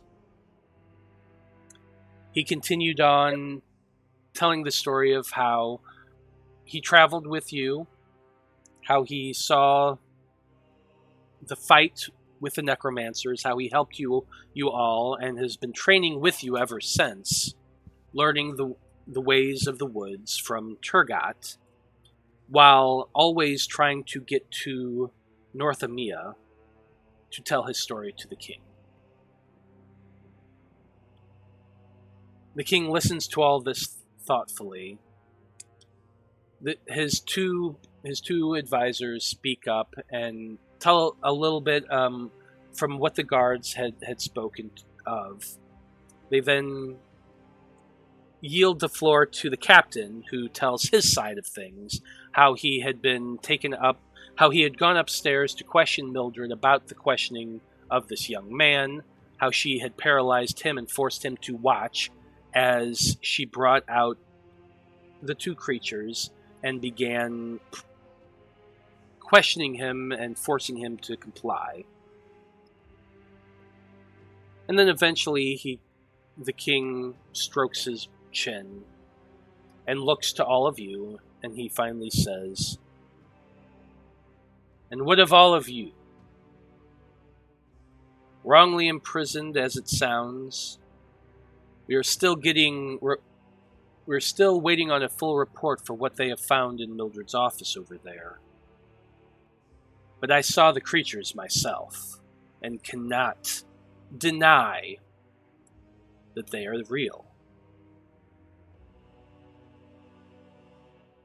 Unfortunately, we have nothing other than your word, young man, that you are who you say you are. But of the rest of you, why did you feel the need to break out? To save this young man, I assume. And that is noble in its own pursuits. But at the same time, you did injure several of my men. So can I truly believe that you are all completely blameless in all of this? I am not sure."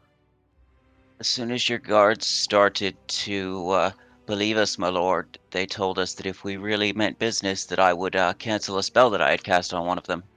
And I did it immediately.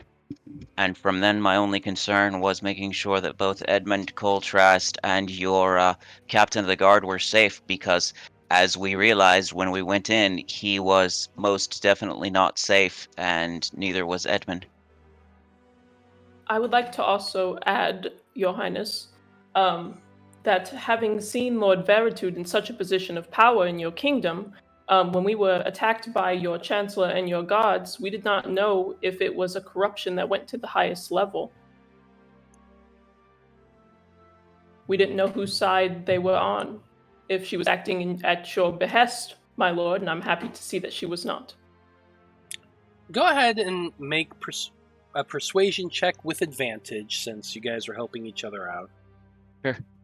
I have a +7. I think you have higher. Yeah, +8. Sweet. 19.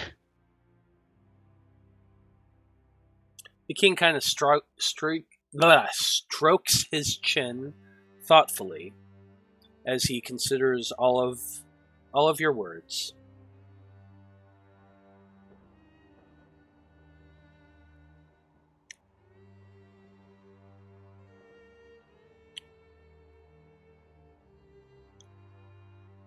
"This is what I have decided," he says after a very long pause. "Young man, Lord Edmund, I should say. At this moment, we cannot verify your identity beyond your word. And while I do not question you at your word, as king and monarch, I still must take everything into account. I do not doubt who you are, and I am sure at the conclave they have records of your birth and appearance, if nothing else." And he looks over to the dwarf, who kind of looks back at the king. This is Torek, who says, We have that much at least, my lord. And once we are complete, I will hasten to the conclave to verify this information." The king nods and says, "Very well. And once your position is confirmed, Lord Edmund, I can promise you our aid in this matter. However, as for the rest of you, while we do grant that you acted in preservation of our young Lord Edmund, at the same time there is the matter of those who were harmed. My ruling is this. that you shall be allowed the return of your possessions and the freedom of North Emia, so long as you do not depart from these lands until we speak again. The cost of assaulting our guards is not going to be unkind. However, my ruling is that you must come to an agreement with me upon a task that will alleviate the burden you have placed upon us. What say you?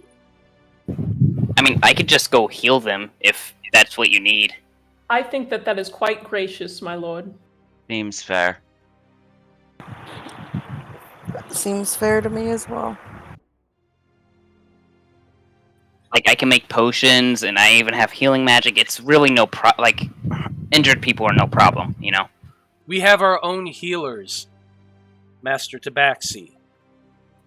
Not Master. Please don't call me Master. However, what you shall be repaying is your affront to our servants. The affront is to the crown itself, not just the men you harmed, but shall be repaid in service to the crown. Which is why I was saying I could work as a healer for a bit, you know? Like, Your in ta- service. Your or task whatever. shall be determined at another time, but for now, unless you want to roll a persuasion check, because you absolutely could if you're really wanting to push working for them as a healer.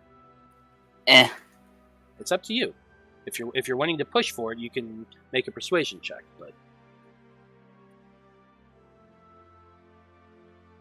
19. yeah, it was a harder sell, and I'm afraid you're not going to be able to make it with a 19. The king kind of scowls at you and says, "My decision is final, Master Debauchery. But for now, you will all be returned your possessions and be allowed to leave the castle instead of spending a night in the cells, which I think is more than generous in the circumstances. Edmund, we request that you remain here in the castle until your identity has been verified, and at which point we may talk more in private. If Veritude did indeed take your lands by force, this is something the crown cannot ignore. And as the sole heir to your lands, you should have a hand in deciding how its return would be coming to you. If you're what's the word I was looking for? Damn it, I lost my train of thought for a second. If your identity is verified. And he claps his hands and stands up, clearly not wanting any more discussion in the matter. The guards, the chancellors, or not the chancellor, the advisors, all bow to the king as he stands up. And kind of with a flickering glance at all of you, to see what you do, he begins to walk away. Oh, you have to say goodbye to Edmund.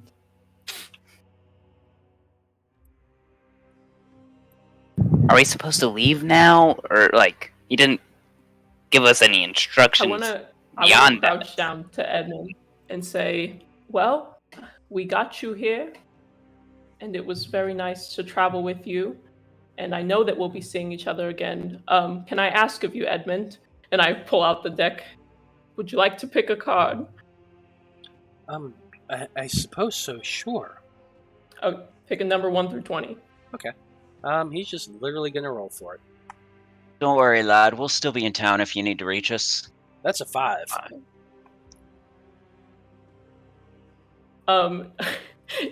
It's the fool, which is the wanderer.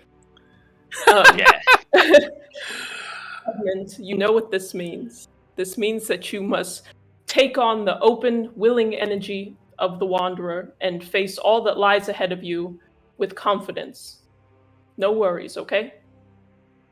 I will certainly try, Fantine. Thank you.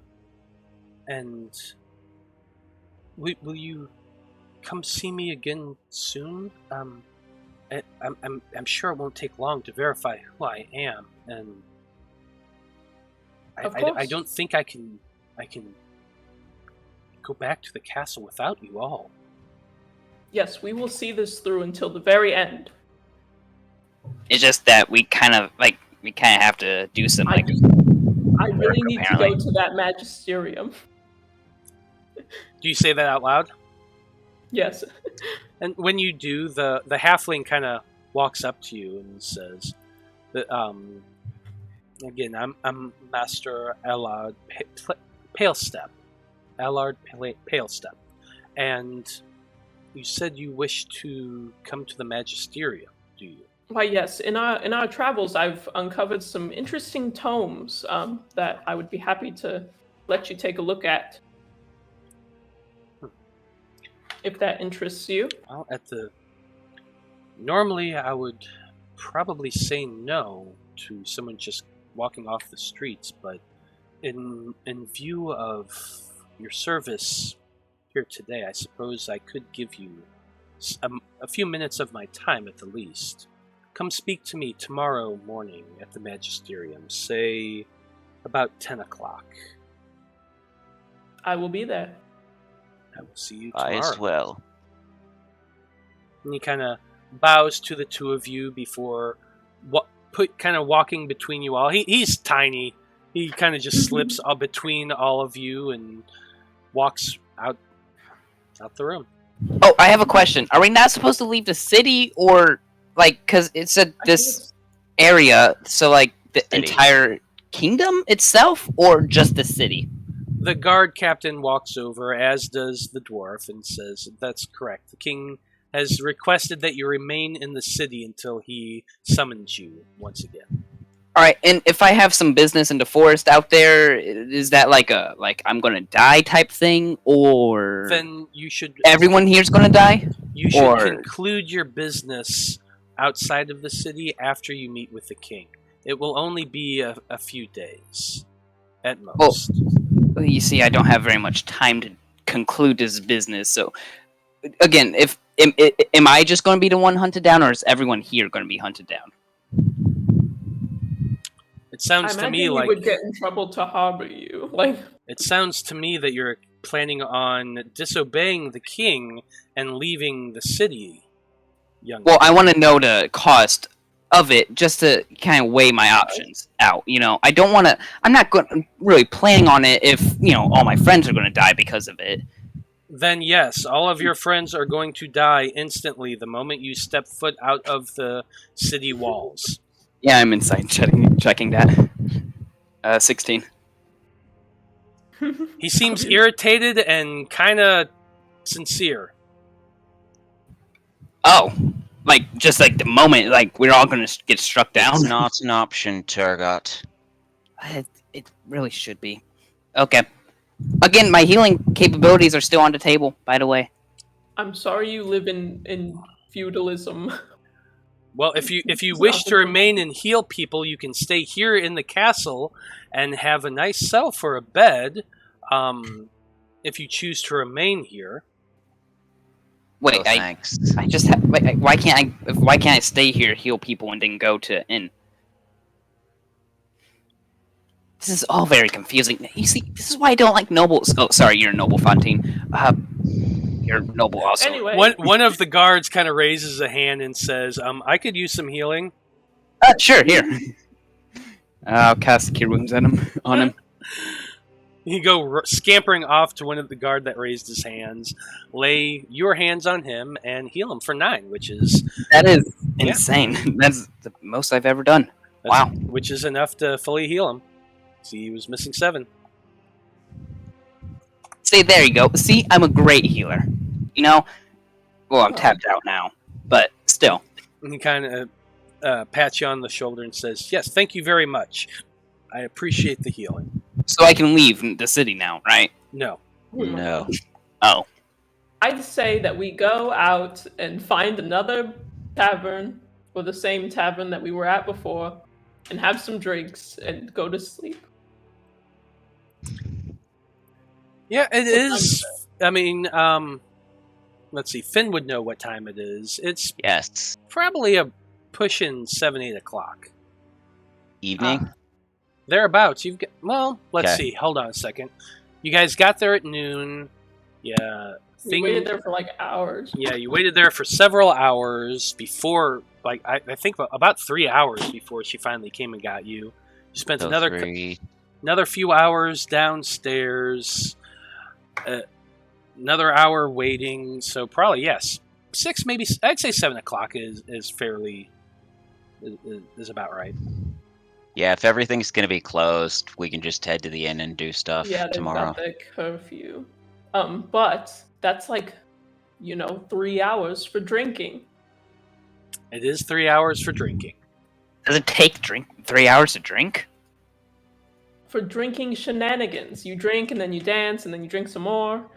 You It play also games. depends on how slow you drink. Drinking Or you can games. sip. We'll play some Pong. I don't understand you guys. Okay.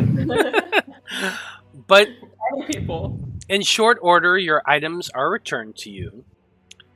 You are you're asked where you guys plan to stay for the evening if you have any plans. And eventually you are escorted out of the castle.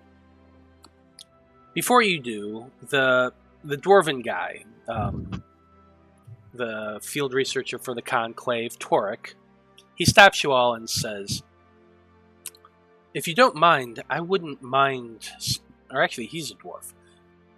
Yeah, if you don't mind, I wouldn't mind speaking with you all tomorrow as well. There's a lot more details I'd like to get about your story, and Sure. you might I've find got the some conclave interesting. things to research as well. Do you now? Is Dolor still at I've the found myself in a conclave? bit of a situation that I could use some advice on, I suppose you could say. Well, you're meeting the Magisterium tomorrow at 10, and I that's gonna take some time. Yeah, give us a few hours. Yeah, why don't you come by the conclave around dinner time, say 6 o'clock. That'll Sure. give us time to sit down, have a meal, and you can tell me the kind of things you're interested in researching, and maybe we can speed the process along a little bit as thanks for everything you've done today. Sure. Thank you. But if Dolor is still there, I can't go because he's my ex. Dolar. Oh, I know him. Tiefling, right? Pinkish Yes. skin. We had a little fling, but now it would be awkward. I You do didn't know. even date the guy. I do know who you speak of. He's not a member of the conclave. He's a subcontractor, so I doubt you'd see him. Okay, perfect. He gone. What can I say? I like to hit him and quit him. Don't you just? Since he's a tiefling, wouldn't that make him a subcontractor? Boom. The dwarf kind of looks at you for a moment. You get the sense he's doing an insight check on you, and then finally just chuckles a little bit. You're an Well, interesting group. Human. We try.